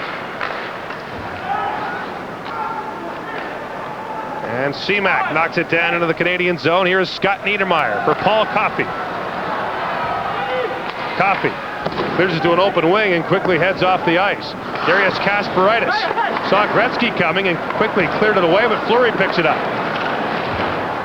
Now Berezin at the end of a long shift out there for the Russians. Berezin across the line. Leaves the drop pass there for Semak, who got crushed up along the boards by Fleury. Now Kovalenko. He hammered Keith Primo. And the puck is cleared down into the Russian zone. Vladimir Malikov being watched by Wayne Gretzky. And being hooked by Gretzky, who almost picked it up. Now Malikov loses it to Gretzky. Scoop pass for Fleury. And just too far for Primo. Primo behind the net for Wayne Gretzky. Tverdovsky clears it ahead. Alexei Yashin got hammered by Primo. Now Kovalev. Drop pass broken up neatly by Rob Blake. Good end-to-end action here in Calgary. Ed Jovanovski took a bump up along the board. Play is called. It was offside. 7:30 to go in the second period. 3-2 Russia leads. Air Canada, premier sponsor of Canadian hockey.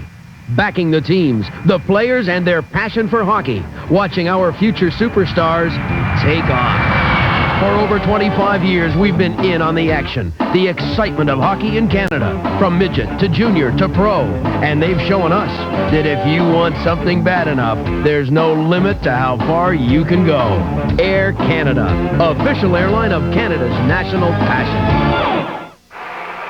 The 26 players on Team Canada's roster have scored a combined 5,189 goals. They have scored more than 14,000 career points. They've won 32 Stanley Cups. They've won 17 Canada Cups. And last year, they made more than $80 million Canadian between them. Barry Stafford, one of the Canadian trainers, was joking earlier that perhaps the most difficult thing to do on the Canadian team is to handle the safe deposit box before the game. There's a lot of expensive jewelry that goes in there. And Martin Brodeur is the proud owner of a Stanley Cup ring, won with the Devils 2 years ago. Martin Brodeur won a silver medal for Canada at the 1996 World Championship in Vienna past spring. Oleg Tverdovsky is back to get it. He's out there with Vladimir Malikov, two offensive defensemen, and Linden picks it up for Canada. Linden back to the point for Scott Niedermayer. His pass bounces right to Steve Yzerman. Back to the point to Scott Stevens. Now Brindamore behind the net. Rod Brindamore. Worked over by Malikov. Now Linden behind the net. In front for Yzerman, who shot it just wide. Now Linden battling for the puck. Lindman's there for Yzerman. Now Linden to the front of the net. Stevens with a shot off the side of the net. Yzerman had his pass stolen by Igor Larionov. And Andrei Kovalenko will knock it down the ice as the Russians relieve the pressure. Scott Niedermayer back to touch it. 6:38 to play in the second period, and Team Canada pushing for the equalizer. Well, the Rod Brindamore, Trevor Linden duo have played with Steve Yzerman here tonight. Joe Sakic in previous games. But excellent pressure right here. Look at Yzerman turn and fire. Now give Andrei Trepilov some credit there for his concentration. He followed that puck right onto Steve Yzerman's stick. Good release by Yzerman, just a little bit wide.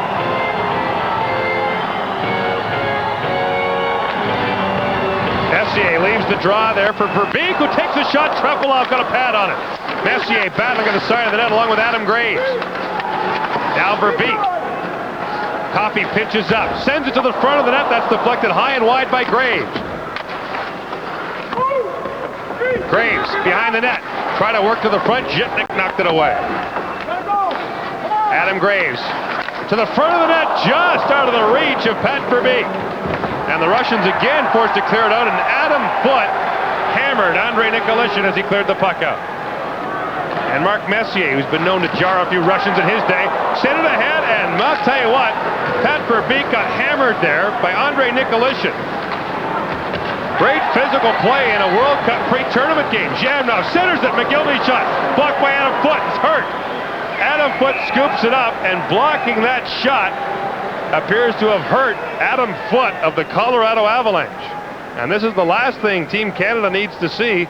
Adam Foote was plus 11 in Colorado's Stanley Cup run last spring.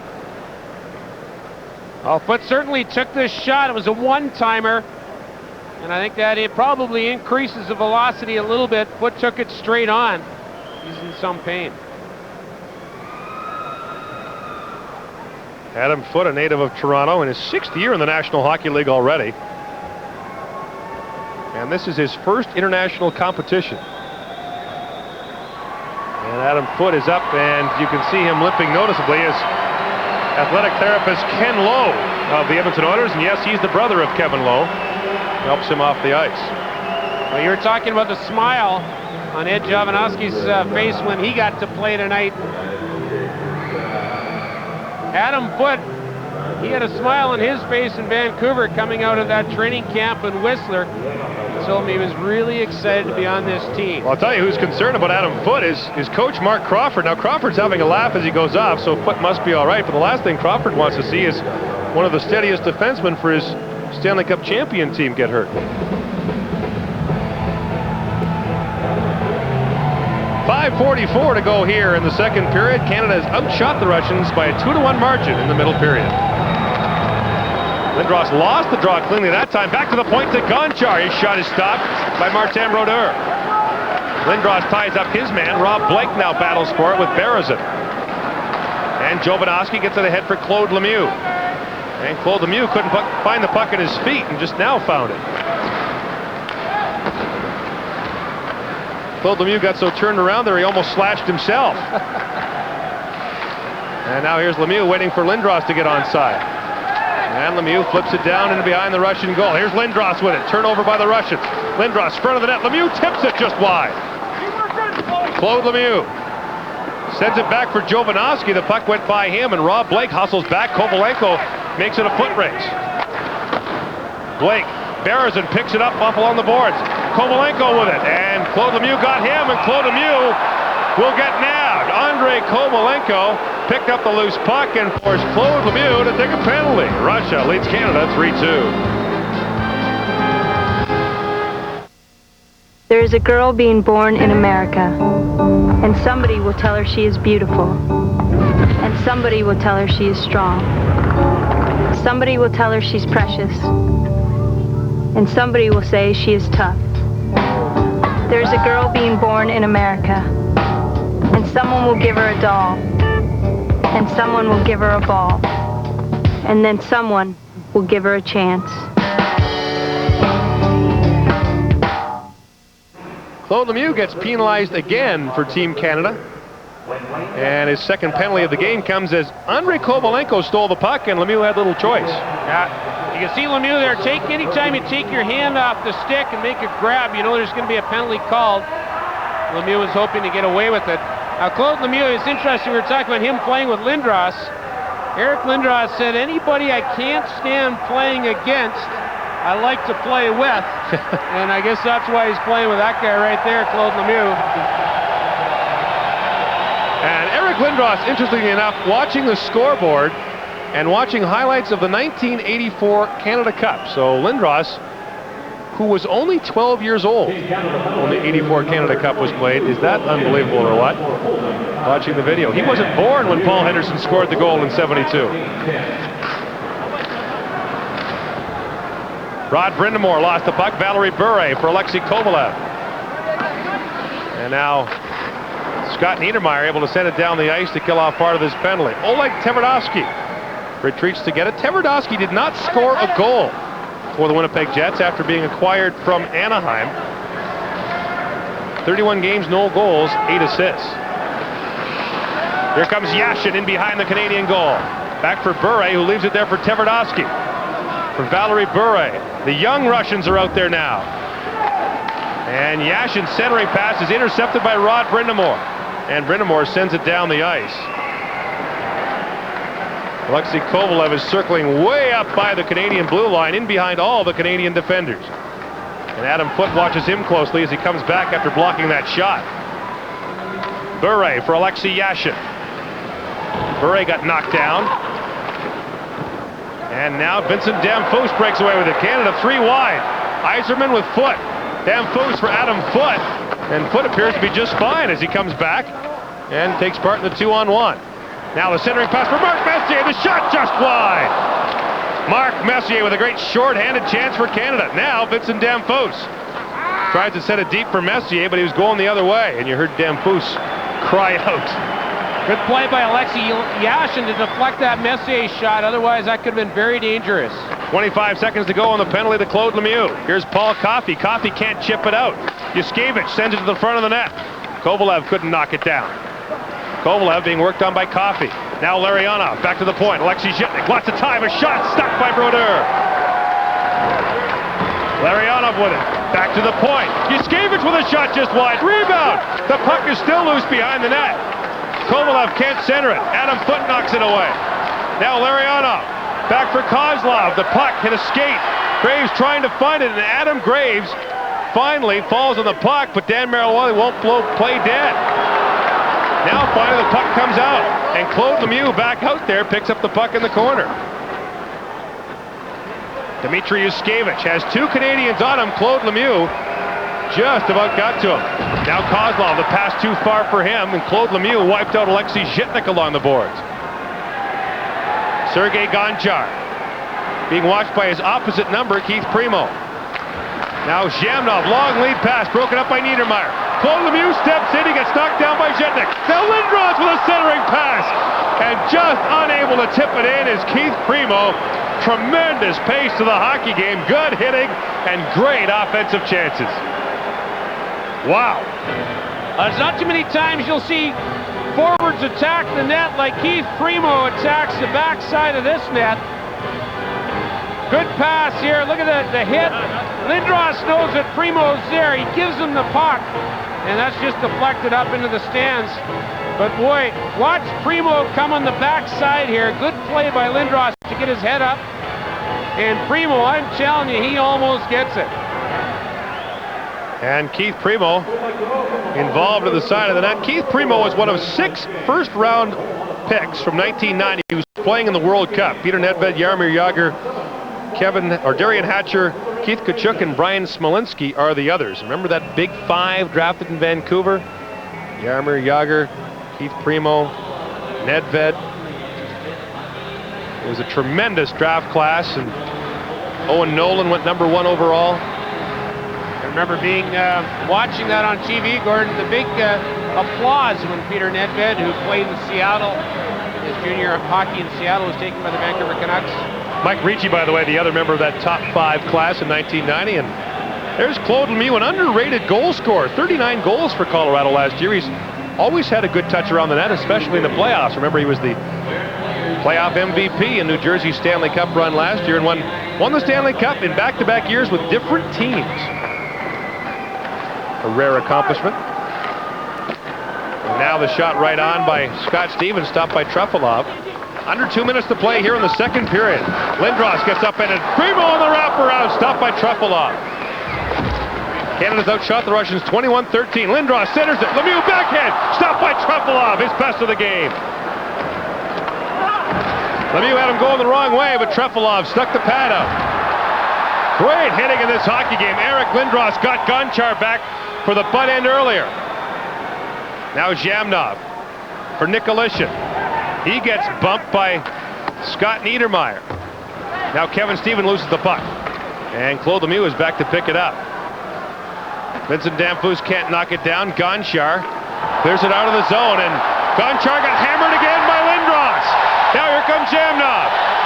Zhamnov centers it. Martin Brodeur hangs on, and Gonchar got the first one in, but I'll tell you what, Eric Lindros has his revenge with 3 thundering hits and a standing ovation here in Calgary.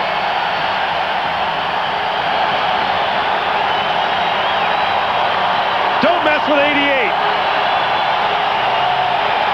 Well, Eric Lindros is so strong. Sergei Gonchar sees him coming too.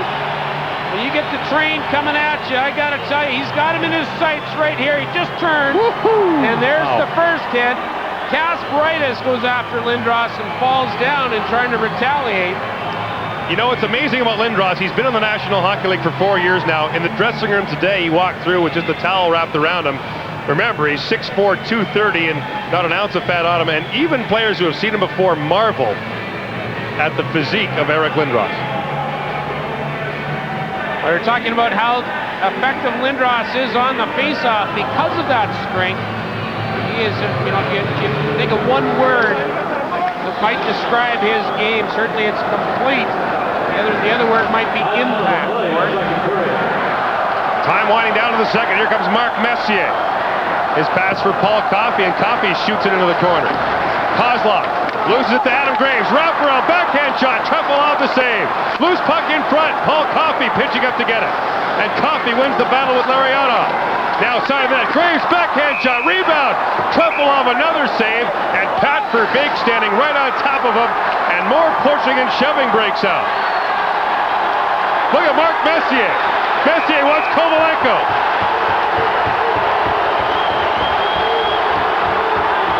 Adam Graves, in the middle of that. Adam Graves is tied up too, I think, with Oleg Tverdovsky. Here's another guy you don't want to mess with. Well, both Graves and Messier were right in front of Andrei Trefilov, and it was amazing to see Trefilov stand in there. Normally a goaltender will go off to the corner, but Trefilov continues to get involved. Certainly Messier and Graves were very involved. Paul Coffey will come back screen right here, and he begins it. There's the hit by Coffey. The response, we've got Messier and Graves involved. Trefilov, look, he's looking to try and get his man. If you think back too to the 1984 Canada Cup, an infamous moment from Mark Messier, an elbow on a young player named Vladimir Kovin in Edmonton in the round robin that laid him out for about 10 minutes. It was a vicious hit by all accounts, and it certainly sent a message, and Mark Messier has not been forgotten since. Interesting story about Messier, you know, they talk about the look from Mark Messier. Yesterday, a young 7-year-old boy was the winner of the Experience the Dream, went into the Canadian dressing room, and Bill Tuelli, the Canadian public relations man, said, "Come over and meet Mark Messier." He said, "Mark," and Messier looked up with that look, and the young guy ran away yelling. So they finally brought him back. Messier signed a stick. He gave the kid the stick. The kid walked away and said, "He scares me." Well, that look has scared a lot of players in the National Hockey League, so welcome to the club, little guy. Mark Messier, one of the most decorated players in hockey, 6 Stanley Cup wins. He's a 3-time Canada Cup winner. His 47 goals last year were the most he's scored in 13 years, and he got his 500th last year against the Calgary Flames. He also moved into 5th on the NHL's all-time scoring list, 1 point ahead of Stan Mikita. Well, there's a name from the past. Scored the first face-off I ever took in the National Hockey League was against Stan Mikita. Did you win it? I tied him. I remember I had Stan Mikita's hockey book when I was younger. He had a drills book. He used to have to stick handle an egg. And finally my grandmother made me stop when I'd basically turned the basement floor into an omelet. That was enough of that. Better that than a hand grenade. That's right. 39.3 seconds to play in the second period. And no penalties called on that last altercation. Lindros is back out there with Primo and Claude Lemieux. Gordon, get a real good look at the setup here off this face-off. See Lindros, there's the skates. That's where the skates have to be on this new alignment in the National Hockey League. That's why Lindros is so effective. Yashin's got his skates. Good job by Yashin off of that one. But you've got to be able to reach out where before you can sneak up on the puck. Should say no power play on that last altercation. They're offsetting minors of Tverdovsky and Malikov for Russia, Graves and Verbeek for Canada. Trefilov clears it away from a streaking Keith Primo. Now Zhitnik. Well, Primo had him lined up, and Zhitnik stepped right out of the way. Now Lindros hammered his man, Dmitry Yuskevich. Now here comes Alexei Yashin. Drop pass for Zhitnik. Zhitnik a shot. The rebound as Brodeur made the saves, and Yashin can't pick it up. Now Lindros. Bumped from behind, but able to clear it up. Time winds down in the entertaining and physical second period. Canada gets the only goal and trails 3-2. I think the physical aspect of that second period is where Canada has dominated that second period. That's the real key, and you see Lindros is still involved with Gonchar. We'll watch for that in the third. Eric Lindros making his presence felt. Paul Coffey's power play goal pulls Canada within 1 after 2 periods.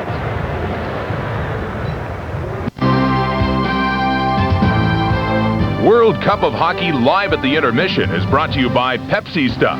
People who drink it, get it. Ends October 31st.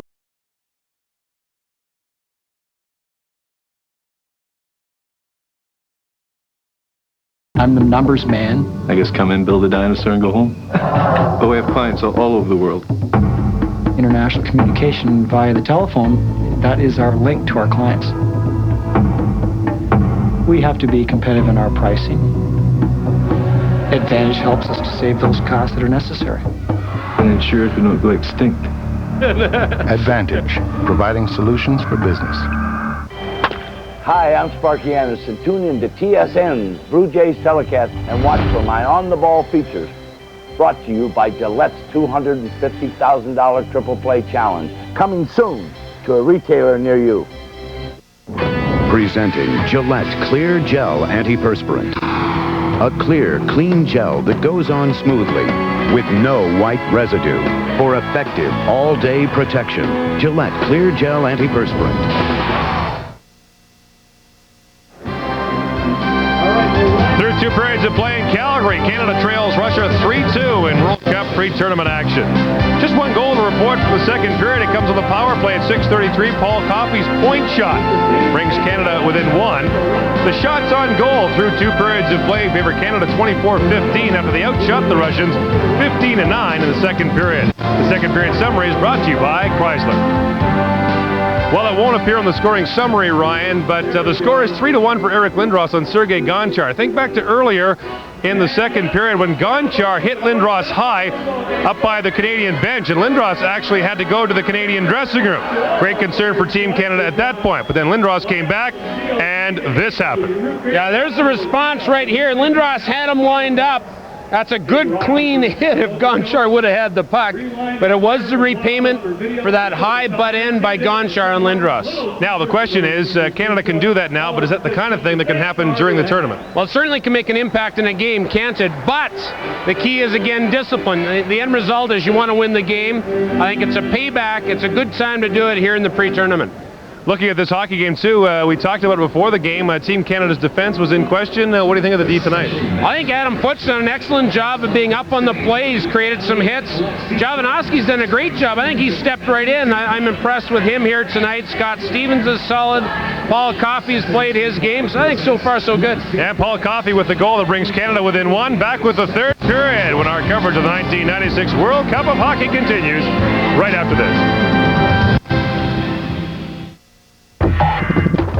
NEPS is a direct marketer. Things like checks and forms and business cards and labels. You know, being in a small town doesn't hinder our business at all. The majority of our customers use either the Advantage toll-free phone or fax lines. And really, the 1-800 lines are the lifeline between us and our customers. We've had an increase of about 35%. If our 1-800 lines went down, we'd be out of business. Advantage, providing solutions for business. Getting a trimmer, flatter tummy just got easier. Hi, I'm Joanne McLeod. I'm Hal Johnson. The Body Break Ab Master from Quality Fitness is the first product we're confident enough to put our name on. With AbMaster, men and women of all ages and fitness levels can get a firmer, flatter stomach in just 7 minutes a day. There's also a free workout video and instruction guide to help you along. Feel great and get toned with the Body Break AbMaster. In stores now. Back in Calgary, the players returning to the ice for the third period World Cup pre-tournament action here in Calgary. The tournament itself begins tomorrow. Germany takes on Sweden in a game that we'll show you at 1 o'clock Eastern, 10 Pacific tomorrow. On Tuesday, the Czech Republic plays Finland. On Wednesday, Germany plays Finland. And it continues on Thursday with the Czech Republic and Sweden, and 2 games on Friday. Russia takes on Slovakia in Montreal, and we'll have Finland against Sweden and Slovakia against the USA on September the 3rd from Madison Square Garden in New York. All these games on TSN, and a great schedule to begin the World Cup of Hockey. Here in Calgary, it's 3-2, and once the popcorn's done, what are you going to do? Well, if your buddy's got a hat, you got to have one too, I guess. Good crowd here at the Saddle Dome in Calgary tonight. and hoping to see Canada pull even. And I'll tell you what, you know, some people have said that maybe the World Cup isn't generating the same kind of enthusiasm it did before. And then you look at the lineups for these two teams tonight, and all of a sudden you just look at Scott Stevens, Adam Graves, Ron Francis, Mark Messier, Theron Fleury, Rod Brindamore, Steve Yzerman, Joe Sakic, Claude Lemieux, Vincent Damphousse, Adam Foote, Keith Primo, Eric Lindros, Brendan Shanahan, and Wayne Gretzky, and you go, you know what? Pretty good hockey team. I mean, Curtis Joseph told us this morning, he said, in practice, when guys are bearing down on you on 2-on-1s, you know, in your own practice, I mean, half the pucks will end up on the glass. Every shot's a good one. You know what's fun too, Gord, is this World Cup. When we look at how this has sort of come together, it gives you a bit of a thought of the '98 Olympics in Nagano and how that might come together. Will Gretzky be there? Will Messier be there? I was looking back a while back, and it's amazing to think that in 1920, hockey was a tryout sport in the Summer Olympics, and then was introduced in 1924 in France as the first Olympic sport. You can bet that Eric Lindros, who won a silver medal in Albertville in 1992, will be front and center in Nagano. Lindros isn't crazy about the Olympic format, but says he looks forward to playing there. Long season for guys like him, and especially when you play physically as he does, it can be a very long year. Just ask Joe Sakic. He's out tonight, just having a rest, but Joe Sakic played 104 regular season and playoff games last year for Colorado, and then had a month and a half off. You talk about Adam Foote leading the rush. Here he does it again for Canada, taken down by Darius Kasparaitis. Claude Lemieux is out there as well, his Colorado teammate. Igor Larionov chips it neatly off the boards and gets it ahead for Sergei Gonchar, who will no doubt be mindful of Eric Lindros' presence on every shift. Here comes the smooth skating Paul Coffey. Quick shot, and Coffey almost got his second goal. Now Coffey plays it back to the line, but his defense partner Scott Niedermayer was playing well back. Here's Lindros with it. Canada in the middle of a line change. Lindros ahead for Trevor Linden, who lost the puck. Back to Niedermayer. Lindros trying to hustle off the ice. Brindamore just kicks it down into the Russian zone. And Lindros did not head off. He went cross ice and had an opportunity there that was knocked down by Alexei Zhamnov, who blindly back passes it to Sergei Gonchar. And Gonchar plays it down. Scott Stevens will be forced to get it. And actually Mark Messier will pick it up for Canada. 18:47 to play in the third period. So Glenn Sather watching his troops closely, and this is what we've been watching through two periods of play. Canada's outchanced the Russians 16-9, out-hit them 13-7. Both teams have a power play goal. Team Canada playing a busy pre-tournament schedule, back-to-back games against the United States, then traveling here and to Edmonton for a game, and then it's to Vancouver to take on the Russians on Thursday. Mark Messier stepping into those new face-off markings against Alexei Zhamnov. Ron Francis telling us between periods he's not crazy about them, but he says players are already cheating.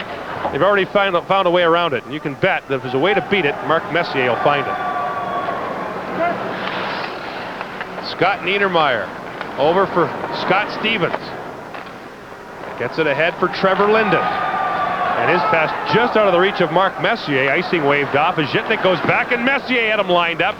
But Zhitnik able to avoid that hit. Now Linden for Messier.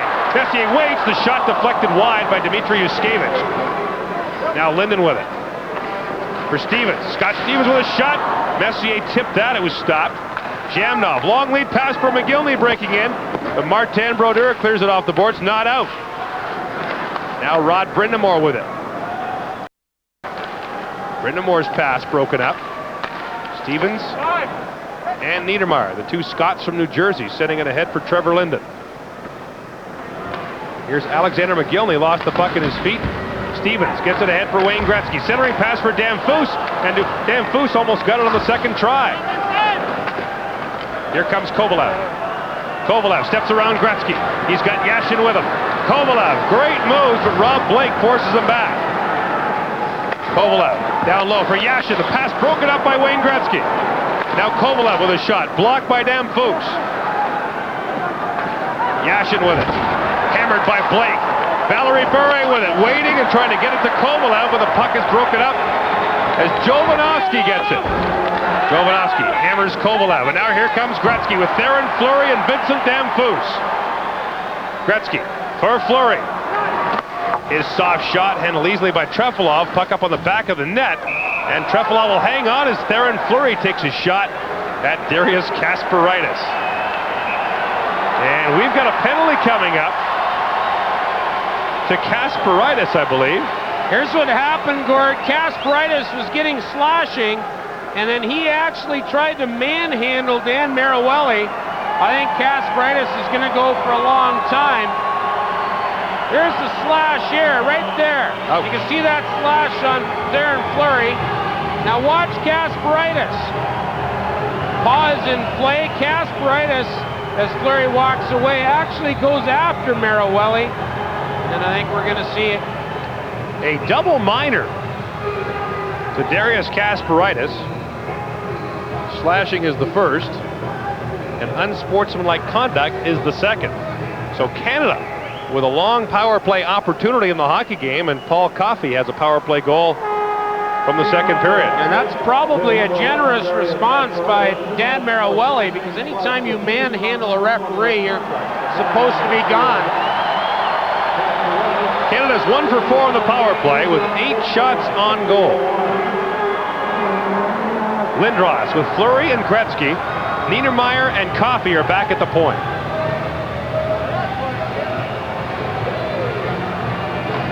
Gretzky got it right on goal off the faceoff.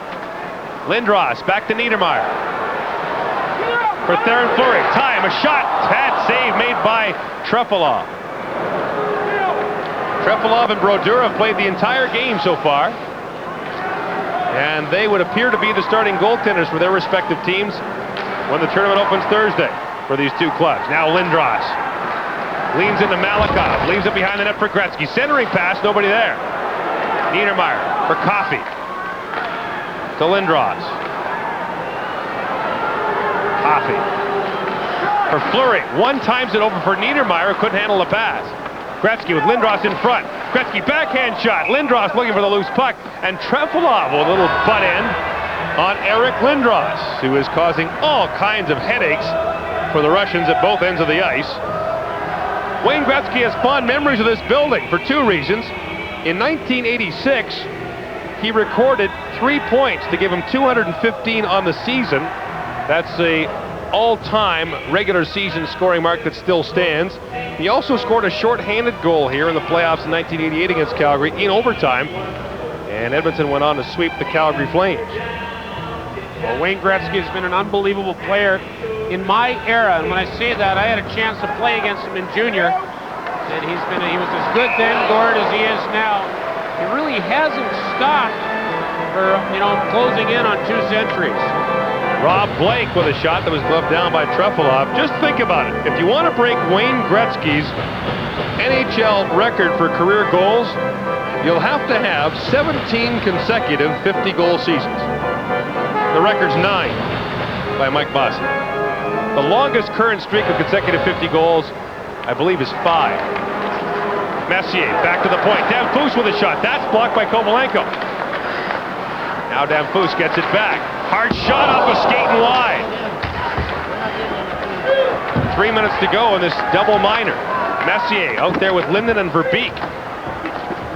And Pat Verbeek gets it behind there for his former Ranger teammate, Mark Messier. Damphousse keeps it in. Playing the point on the power play is Vincent Damphousse. Trevor Linden.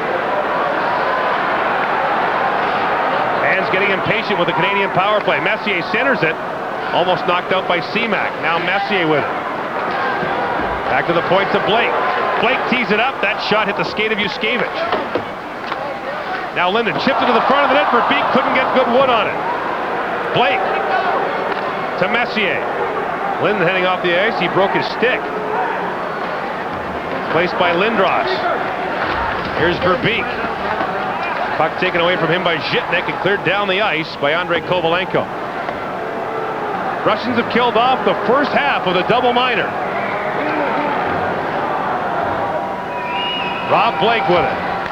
Ahead for Gretzky. Coffey in full stride. Coffey gets around the defenseman. Lost the puck. And Kravchuk came back to clear it away. Coffey had beaten him cleanly. Now Fleury. For Paul Coffey in deep. Lindros in front. They can't get the puck to him. Niedermeyer to Lindros. Back to Niedermeyer. Coffey. For Niedermeyer. Tees it up. Oh, deflected just wide. I think Theron Fleury got a piece of that. Now Niedermeyer. In front, the puck almost bounced to Gretzky, who tips it back to Coffey. And now the puck is cleared out. Here comes a breakaway for Alexei Zhamnov. Short-handed. Stopped by Brodeur. Lindros brings it back the other way. Drop for Gretzky. Here's Coffey. Tees it up. Pad save by Trefilov. And the Russians bring it right back. McGillney. Working on Rolf Blake. Centers it. Zhamnov. Another save by Brodeur. Two great short-handed chances. And Dan Marawelli, blue play dead. Martin Brodeur showing the form that made him the NHL Rookie of the Year in '94. Caused a standing ovation here in Calgary. Well, Martin Brodeur just outstares Alexei Zhamnov. Right here, here's the breakaway. Zhamnov takes his time. He's going top corner right here. The puck bobbles, but he doesn't get a top corner enough. Great save by Brodeur with the hand. And now, watch this. Zhamnov gets another shot. Brodeur finds it. Great left hand by Martin Brodeur. You know, Brodeur on that breakaway, you can see how cool he was, Gord. The key to that, apparently, goaltenders tell me, is let the shooter make the first move. Respond to the puck. And Brodeur did that time. 54 seconds to go. The second penalty to Darius Kasparaitis. Canada is on the power play, but has surrendered two outstanding shorthanded chances to the Russians. Canada has outshot Russia 30-17 in the hockey game, but trails 3-2. Here comes Niedermeyer. In front for Messier, who was brought down. No penalty on the play. Verbeek. Back to Niedermeyer. Wait, sends it in front. Messier walks away and a Trefilov to save. Rebound. And they can't knock it past the Russian goaltender as Adam Graves was parked right on the doorstep. Well, most deflections happen by forwards on their backhand. Mark Messier is able to take this deflection on the forehand. Watch Messier on the left-hand side of your screen. Look at that. Forehand deflection and whack. He almost gets it by Trefilov. Mentioned that Mark Messier's 47 goals were his highest total in 13 years. He scored more goals than any player last year on the Team Canada roster. Team Canada does not have a 50-goal scorer in the lineup tonight. Joe Sakic had 51 last year. You would account for the only 50 goals. Now Lindros with a shot. Graves tipped it wide. 25 seconds to go in the power play, and the Russians were able to get it out. Coffey back for Niedermeyer. Looking for Lindros, front of the net, and the pass is broken up by Oleg Tverdovsky. Nicolishin breaks out with Yashin. And now one chance for Canada here, 10 seconds to go. Pass for Messier. Messier streaking down the wing. Shot from the off wing, his trademark, is stopped by Trefilov. The penalty to Kasparaitis has expired.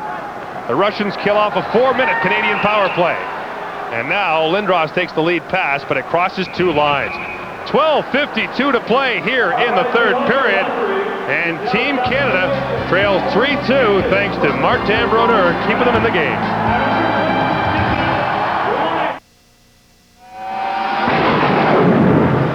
This summer, TSN and Subway want you to put a bite on us to win. Win one of 6 weekly baseball or football prize packs, and all correct entries will qualify to win a grand prize trip to 2 World Series games or a trip to this year's Grey Cup game. Get an entry at participating Subway stores, then tune in and look for the Subway Bite during TSN baseball and CFL broadcasts, and mail in each week for a chance to win.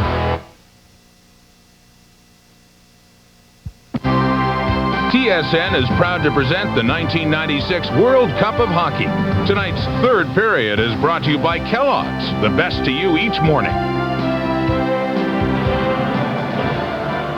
He's 6'4", 230 pounds. They call him the Presence. And his former teammate, Dmitry Yuskevich, got into it with him here. Yuskevich, 24-year-old Yuskevich, comes after Lindros and then responds, but you got to wonder what's on his mind right there. Not only have you got Eric Lindros, but you've got to go through his stick. Those two actually had a very warm greeting this morning, said hello and exchanged pleasantries. But that's over with now. 12:49 to play in the third period. Canada trails by a goal. Canada lost its last pre-tournament game to the U.S. in San Jose after beating the Americans in Vancouver. Now here comes Lindros, winding it up. Lindros got knocked down, and the puck is chipped ahead now. Zhitnik ahead for Kovalenko. Kovalenko stopped by Scott Stevens. Now Gonchar being watched by Primo, and the pass is knocked ahead too far for Claude Lemieux. Icing is waved off. Here comes Yuskevich. Long lead pass for Igor Larionov. Drop for Kovalenko. Andrei Kovalenko with a long shot, stopped by Martin Brodeur. Now Gretzky back the other way with Damphousse. Wayne Gretzky and Vincent Damphousse. Damphousse back for Gretzky. The pass broken up neatly by Darius Kasparaitis. Now Sergei Berezin brings it back. Berezin stopped by Jovanovski. Berezin gets it back, and Jovanovski gives him another whack. Jovanovski hammering on Berezin. Damphousse chips it ahead. Here comes Trevor Linden. He's got Rob Blake with him. Linden with a shot, stopped by Trefilov. Rebound, and Trefilov is able to glove it. 11:33 to go in the third period. Great scoring chances at both ends of the ring. If you want full office suite power at a word processor price, look no further than Corel WordPerfect Suite. Corel WordPerfect Suite includes an exceptionally intelligent word processor, an award-winning spreadsheet, amazing presentation graphics, plus Beautiful, baby. business graphics and utilities, hundreds of fonts and thousands of clip art images. Corel WordPerfect Suite delivers office suite power at a word processor price. You didn't tell me. You never asked. But I thought we had everything in common. We do. We're both great tasting, except that I'm low in fat. Low in fat? Yeah. You say it like it's no big deal. Kellogg's Rice Krispie Squares have always been low in fat. Hey, now you know. Who'd have guessed? What's it like? It's kind of hard to describe. Come on, you gotta tell us. Okay, it's like we're all great tasting. Yeah. But I'm low in fat. Low in fat must be nice. Kellogg's Rice Krispie Squares have always been low in fat. Hey, now you know. You're so lucky. Boris Mikhailov, a great player for those Russian national teams back in the 1970s. Now coaching the World Cup entry. Alexander Semak hooked down Rob Blake and goes off. So Team Canada, which had 7 shots on its last power play, will get the man advantage again. Alexander Semak, by the way, scored the overtime winner in Game 1 of the '87 Canada Cup final. All 3 games in that final ended up 6-5. Team Canada off this power play, Gordon, want a little bit more motion in front of Andrei Trefilov. They've got a guy standing there. They probably want a couple of guys crossing, and of course you got to have possession before you can do that. Scott Niedermayer across for Paul Coffey. Coffey trying to get it to Fleury. The pass was broken up, but Coffey was able to get it back. Now Fleury behind the net for Lindros, over to Gretzky. Wayne Gretzky trying to find Theoren Fleury. Instead goes back to the point to Niedermayer. Now Gretzky chips it ahead. Lindros scores! Eric Lindros ties the game.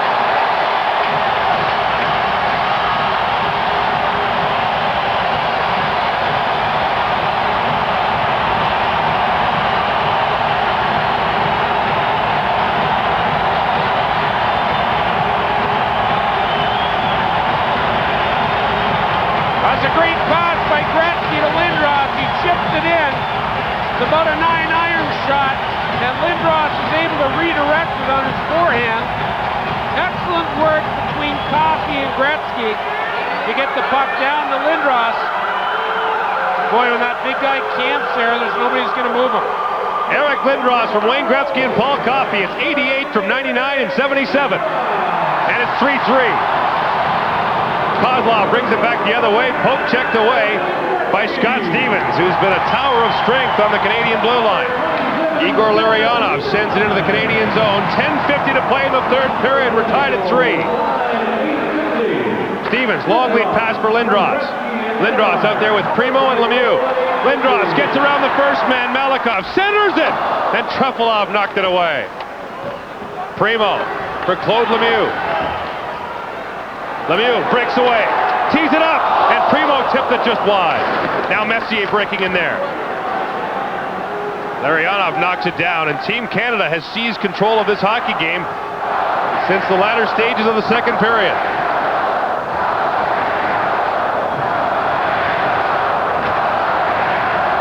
Crowd urging the Canadians on as Adam Graves sends it down to the Russian zone. Zhitnik for Nikolishin. He gets it ahead for Zhamnov. Drops it off for McGillney. McGillney, his centering pass is knocked high in the air. Now here comes Messier. Messier with Verbeek and Graves. And the crowd hollering moose, moose. Those used to be boos when he played for Edmonton. And the shot from well outside the line taken by Adam Graves as he heads off the ice. Yuskevich. Nikolishin. Hammered by Rod Brindamore. Wayne Gretzky picks it up. Verbeek ahead for Brindamore, chips it ahead. See, they're juggling his lines now. Gretzky out there with Brindamore and Trevor Linden. Now Linden hustling back as Zhamnov breaks in. Zhamnov, and the puck hopped over the stick of Nikolishin. Andrei Nikolishin leaves it for Alexander McGillney. His pass for Zhamnov, broken up by Scott Niedermayer. Niedermayer spent a lot of time in Calgary growing up, has a lot of people here, and Alexander Semak almost had a breakaway. Now McGillney keeps it in and shoots it wide. And Niedermayer almost got burned in front of all those friends and family. Now a foot race for it. Kasparaitis back there with Gretzky. And Gretzky gave him a bit of a whack and even a bit of a stare on the way by. Eric Lindros' goal has Canada even with Russia at 3. Music looks like a lot of fun when you're playing, and it is. It's a business, though. You've got to make ends meet. I make 500-600 calls a month. The Advantage program is definitely something that's come into play in a big way. When you're out on the road, you're working 24 hours a day. Checking back with the office, the voicemail. The discounts for me have come in around 30%. It's a sizable chunk of money. It's a long, slow process to an overnight success. Advantage, providing solutions for business.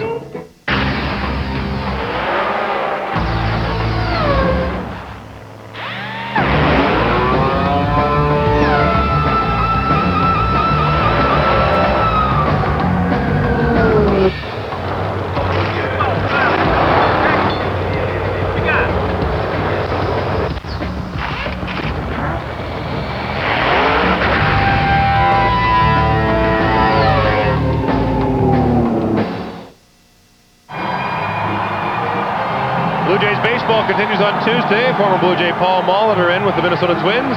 7:30 Eastern, 4:30 Pacific here on TSN. All that around World Cup hockey action this week. Here it's 3-3 in Calgary with 8:45 to go. And since the end of the first period, Canada has outshot Russia 29-13. Coffey looking ahead for Messier. Went off the skate of Kovalenko. And Messier gave Trepalov a shot. And he gave him the lumber on the way by. Now Kovalenko. Plays it behind the net for Darius Kasparaitis. Gonchar. Gingerly up for Alexander Semak. Pass ahead for Sergei Berezin. Berezin fell in front of Paul Coffey. And the Canadians are able to clear it down. Icing is the indication as Kasparaitis goes back to get it. And 8:07 to play in the third period. This game is tied at 3. The game story so far, the Russians scored 2 quick ones in the first, but Canada has come back with 2 power play goals. Eric Lindros tied it.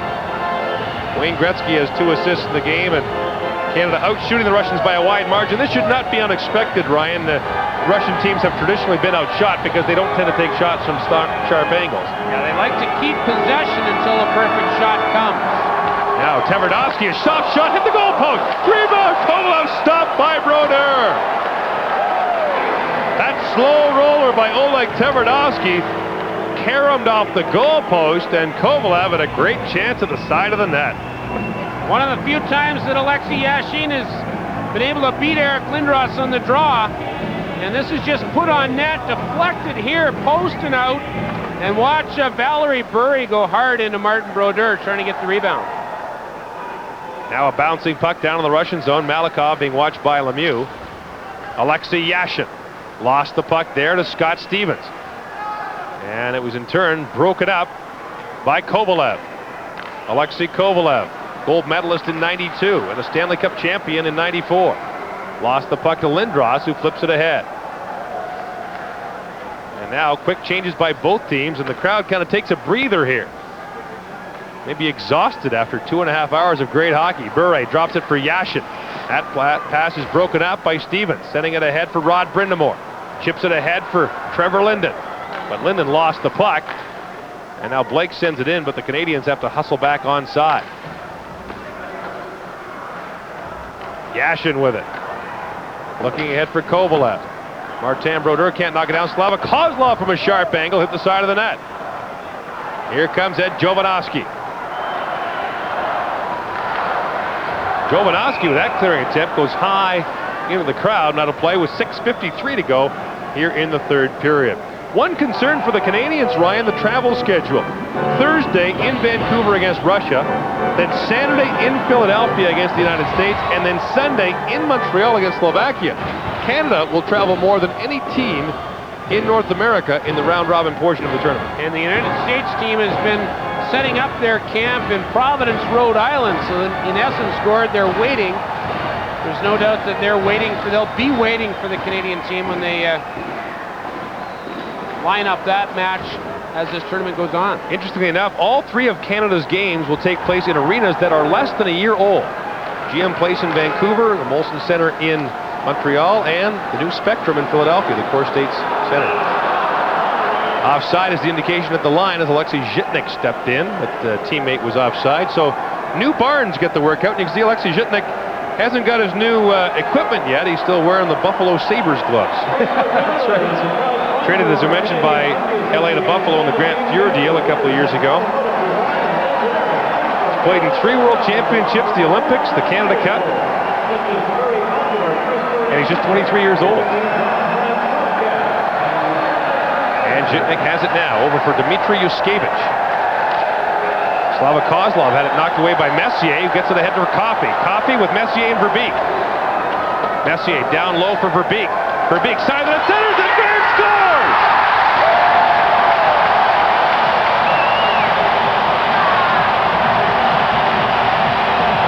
Adam Graves, 4-3 Canada.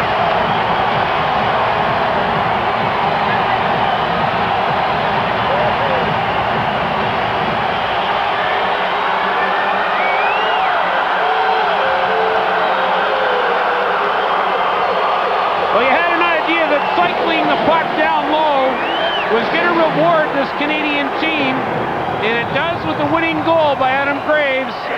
Verbeek picks it up, shovels it in front, and Graves redirects it past Andrei Trepalov, and that all began with the cycle. Canadians are cycling down low and were rewarded on that one.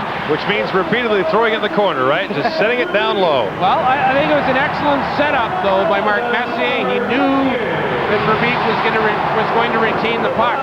Graves for Messier and Verbeek at 13:43. Now, Primo for Claude Lemieux.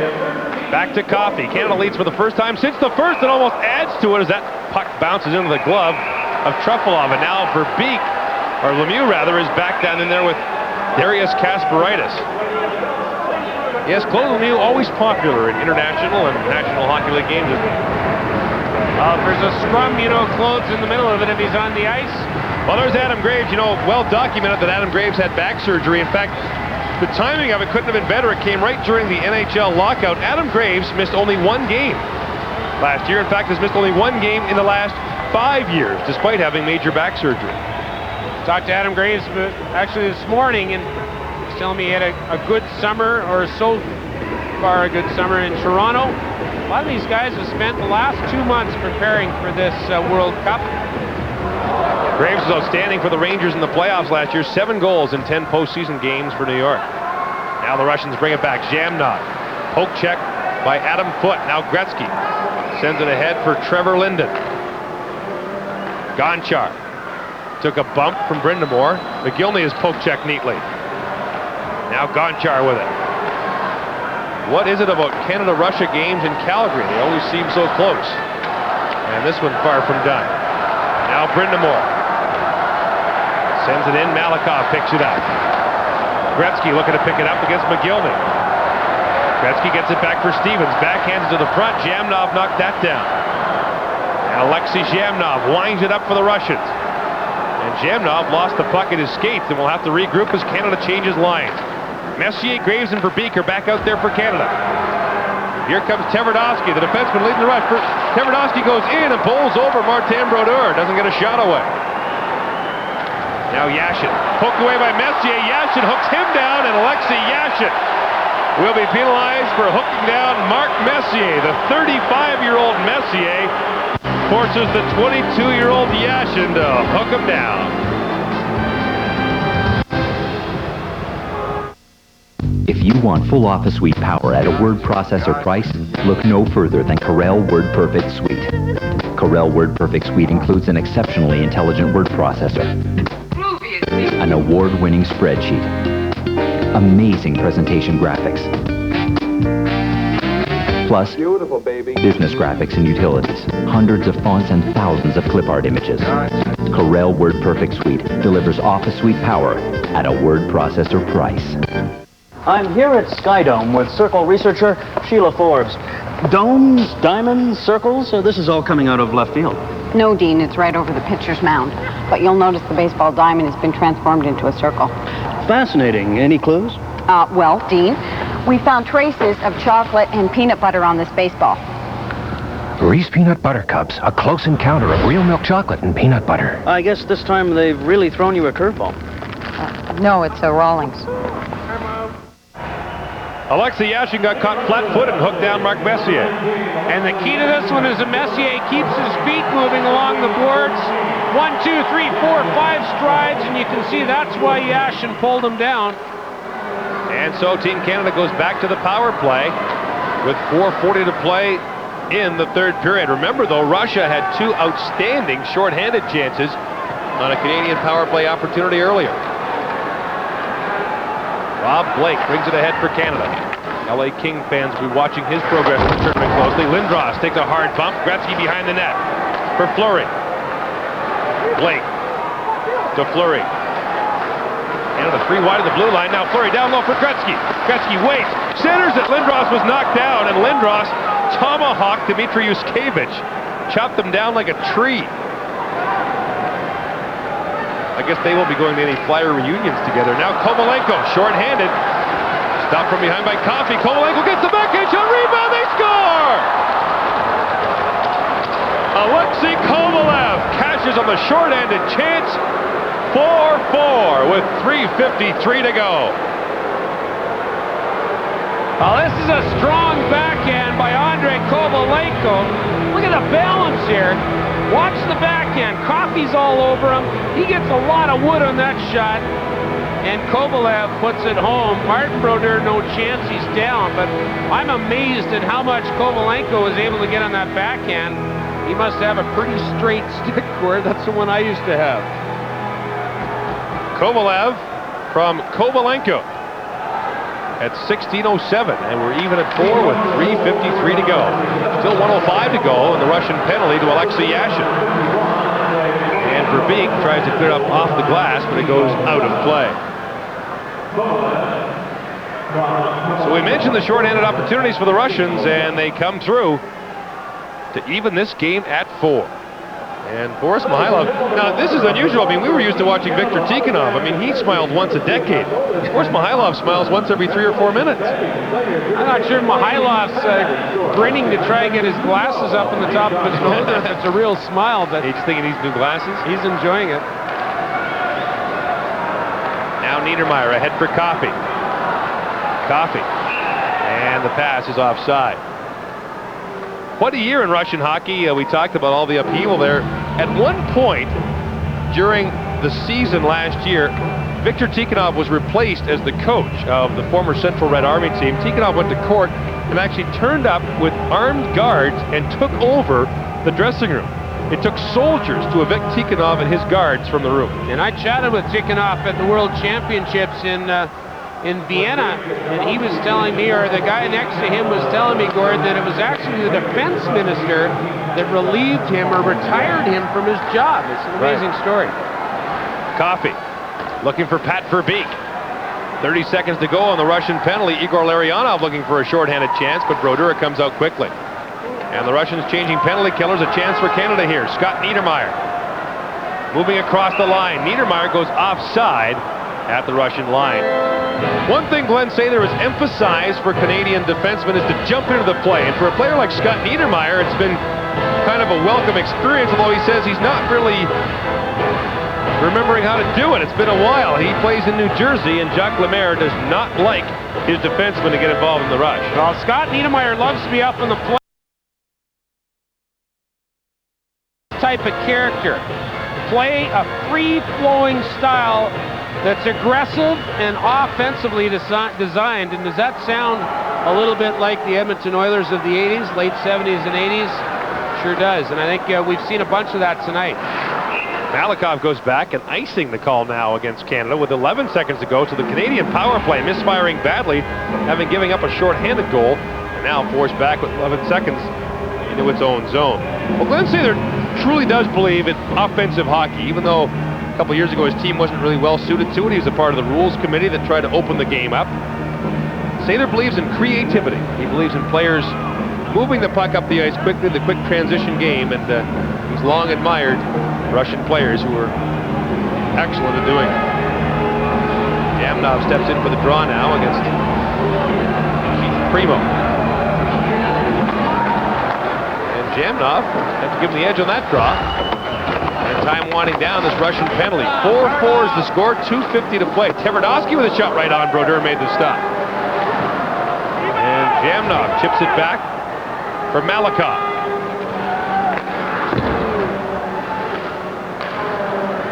Lindros hammers Yashin, in fact knocks him into the Canadian bench.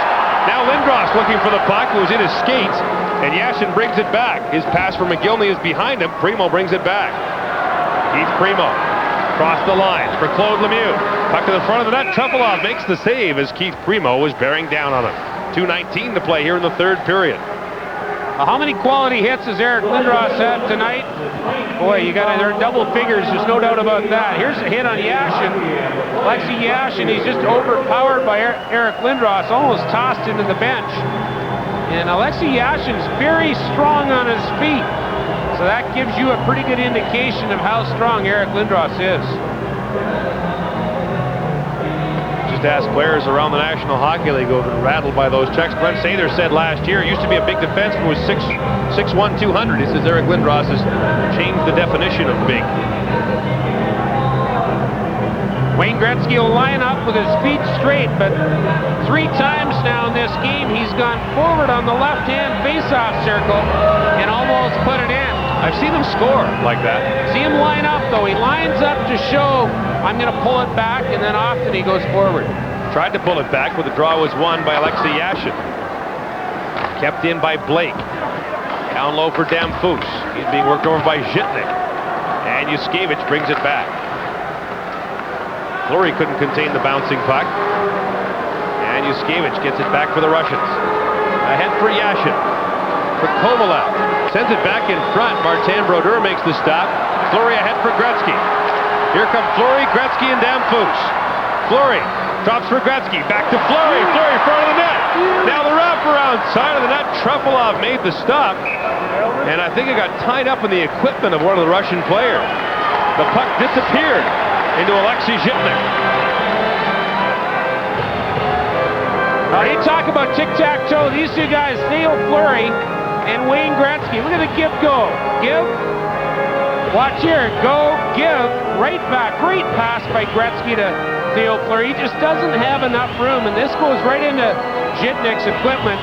That's why the whistle's blown. Now imagine the centerman here, Gord. You start off with Gretzky on the face-off, then you get Mark Messier on the same face-off in the offensive zone, and if that works again, you get Lindros. Boy, they're strong up the middle. 8 of Canada's forwards play center in the National Hockey League. Now the puck ahead for Igor Larionov. Larionov drops for Kozlov. Kozlov hooked down from behind by Messier. No penalty. Now Messier. Moose, moose, they yell. I never thought I'd hear a Calgary crowd applaud Mark Messier. They did warmly in the pregame introductions. And here again. Here comes Kasparaitis, hit by Brindamore. Kozlov got it a hit for Larionov. For Kovalenko, Coffey broke that up for Niedermeyer. Final minute of play in the third period. Messier for Niedermeyer. Rod Brindamore has it now. Brindamore tees it up along the boards, and now Lemieux picks it up for Canada. McGillney with it. Centers it. And Gonchar has it. We've been told there will be a 5-minute overtime period here tonight. That's the tournament rule. And McGillney picks it up. Jamnot sends it around. And McGillney battling for it there. It's picked up. Keith Primo knocked it away. Claude Lemieux trying to pick it up. 20 seconds to go here in the third period. McGillney has it. Tverdovsky for Malikov. Back to McGillney. Kids are out there again. Nikolitin for Jamnot. Jamnot working on Stevens. Stops for Nikolitin. The shot. Brodeur the save. Rob Blake throws it behind the net. Jamnot for Tverdovsky. His shot blocked by Stevens. And time expires here in the third period. 4-4 Canada and Russia.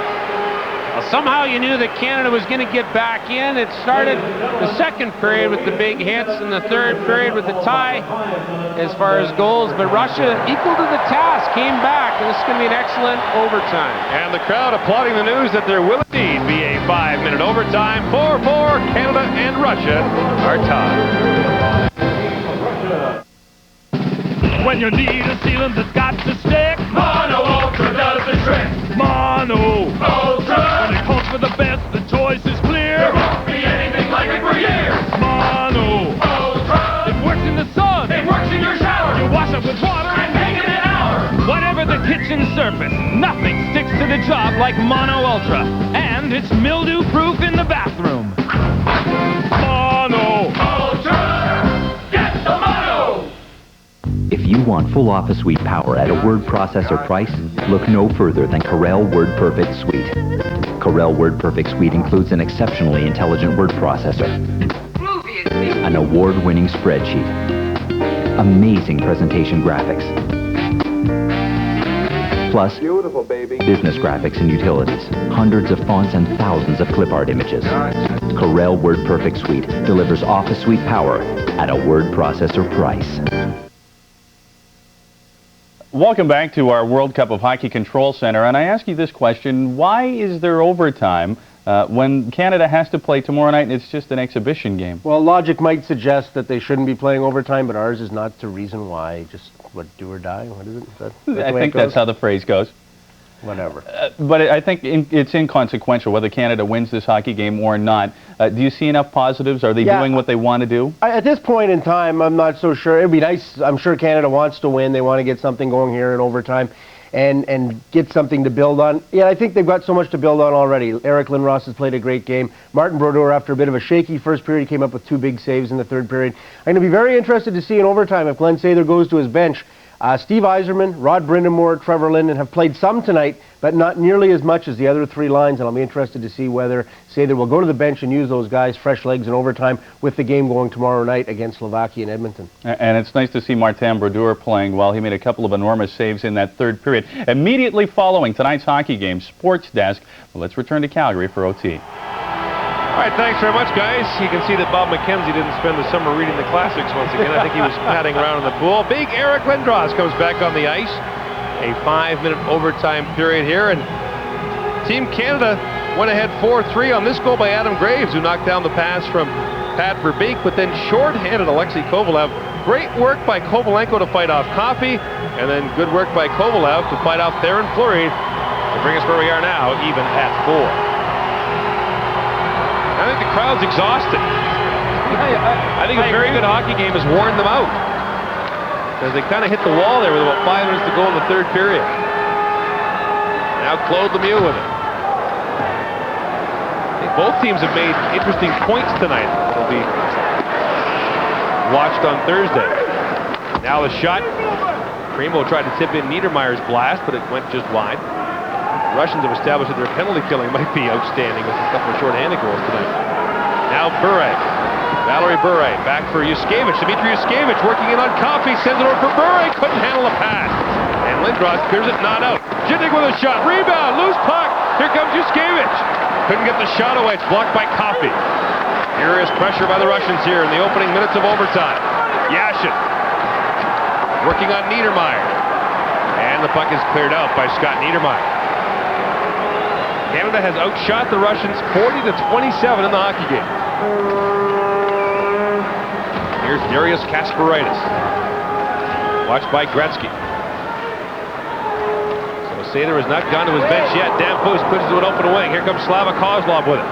Kozlov with Larionov and Gonchar. Here's Kovalenko with it now. Drop pass. Kozlov the shot. And Martin Brodeur makes the stop and falls on the rebound.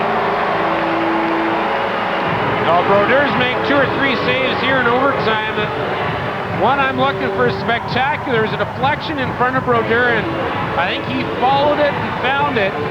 You know, I'm pretty impressed with Brodeur. Now, Gord, it's interesting. You look at the GMs and coaches that'll get together here for Team Canada. Will it be Martin Brodeur that begins the tournament? Is it the hottest goalie you picked? You already have your goalie in mind. Lots of questions. Here's Kasparaitis leaving it at the line for Gonchar, who slides it down to the corner. Too far for Kovalenko. Kozlov got hit by Blake. And Blake, known as an offensive defenseman, can also hand out the hits. He is a very effective hitter. Verbeek working on Kasparaitis, gave him a whack, and that battle continues. Kozlov, long lead pass now for Gonchar. Gonchar trying to get around Scott Stevens, but Blake was there to pick up the puck when he did. Blake for Stevens. Pass for Graves, and that pass is knocked down. Malikov lost it to Trefilov. Now Verbeek working down deep. Gonchar ahead for Kovalenko. This line's been on the ice for about a minute and a half. Larionov for Nicolishin. Andre Nicolishin. Poke check by Linden. Here comes Coffey with it for Canada. For Rod Brindamore. Now Zhamnov tips it back for Tverdovsky. And the teams look exhausted too. Remember, both teams have had rigorous travel schedules. The Russians played 2 nights ago in Detroit. And Team Canada played back-to-back games against the United States. Now Brindamore for Lindros. Brindamore looking for Linden. The pass was behind him. Now Brindamore. Lost the puck. Back to the line is Niedermeyer to save it for Trevor Linden. He's poke-checked off the puck by Nicolishin. And Team Canada clears it back in. 2 minutes to go in overtime. Interesting to look at the 2 good teams, probably the 2 best teams in the preseason or pre-tournament. Russia ties this game, Gord. They remain undefeated. Not a bad record even without Bure and Fedorov. Yeah, a lot of questions about where Pavel Bure is. All the Russians would say is that he's on personal business. There's been some speculation that he's in Vancouver getting his knee checked out. No confirmation of that.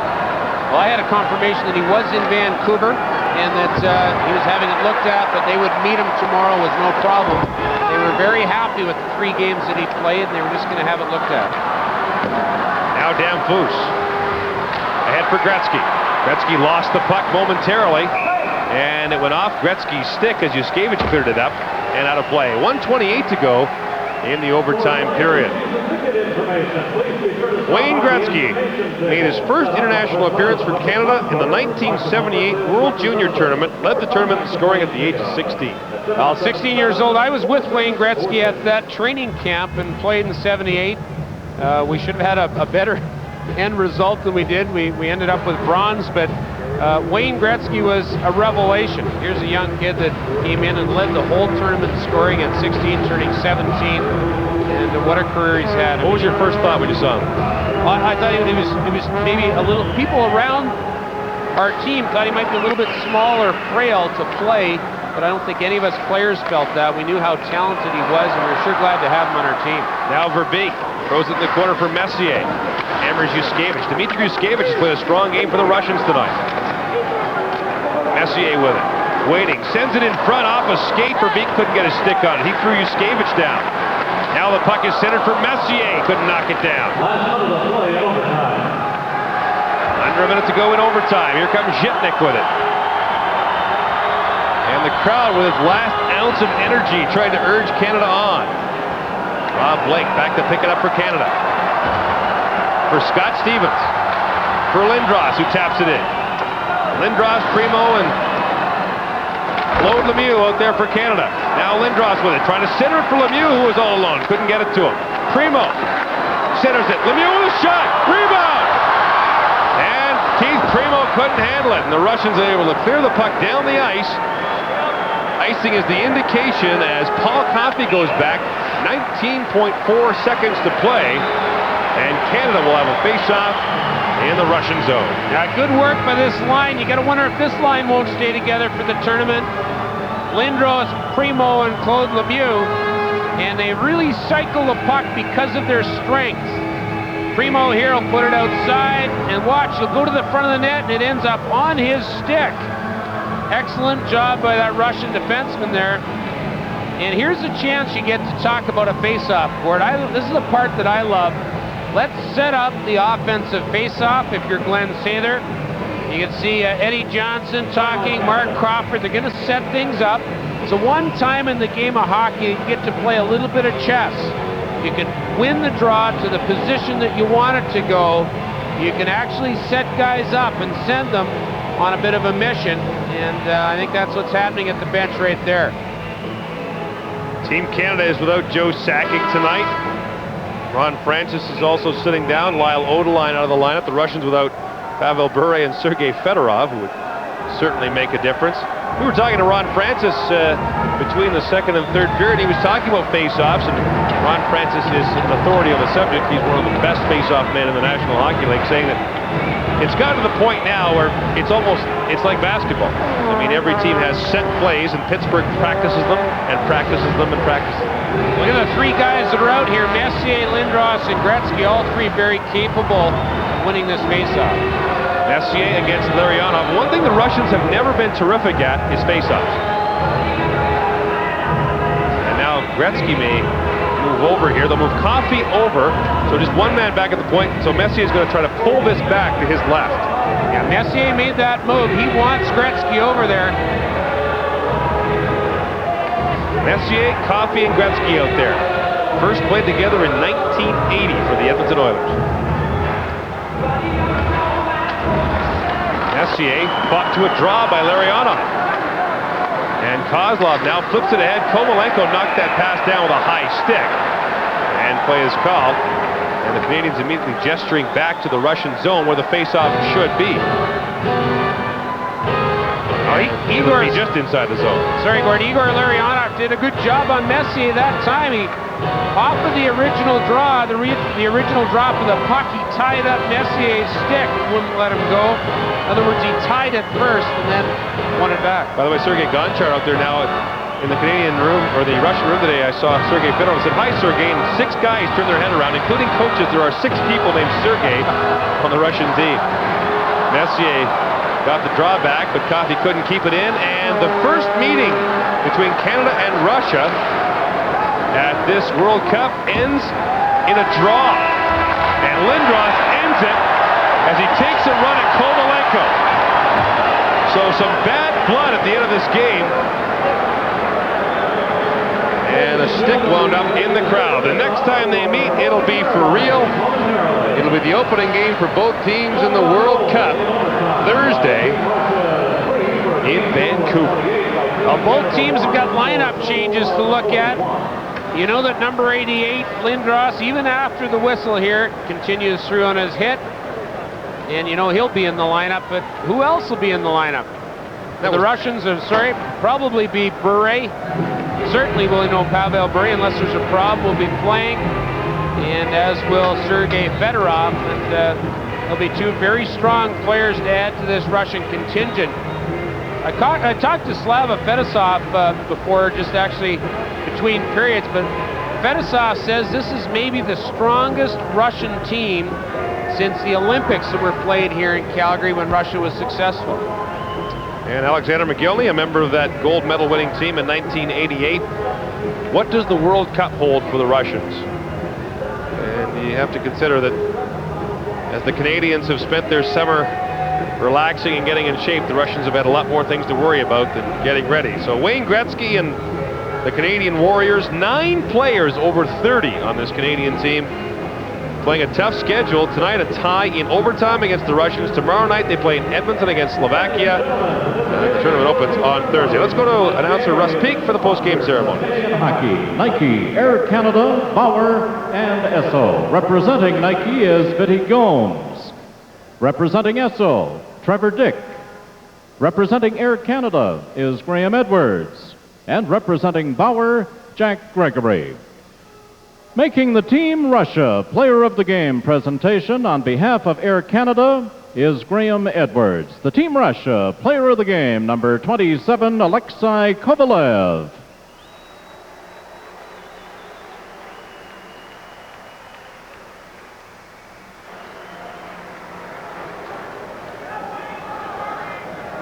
Now making the Team Canada Player of the Game presentation is Vinny Gomes on behalf of Nike Canada. The Team Canada Player of the Game, number 88, Eric Lindros.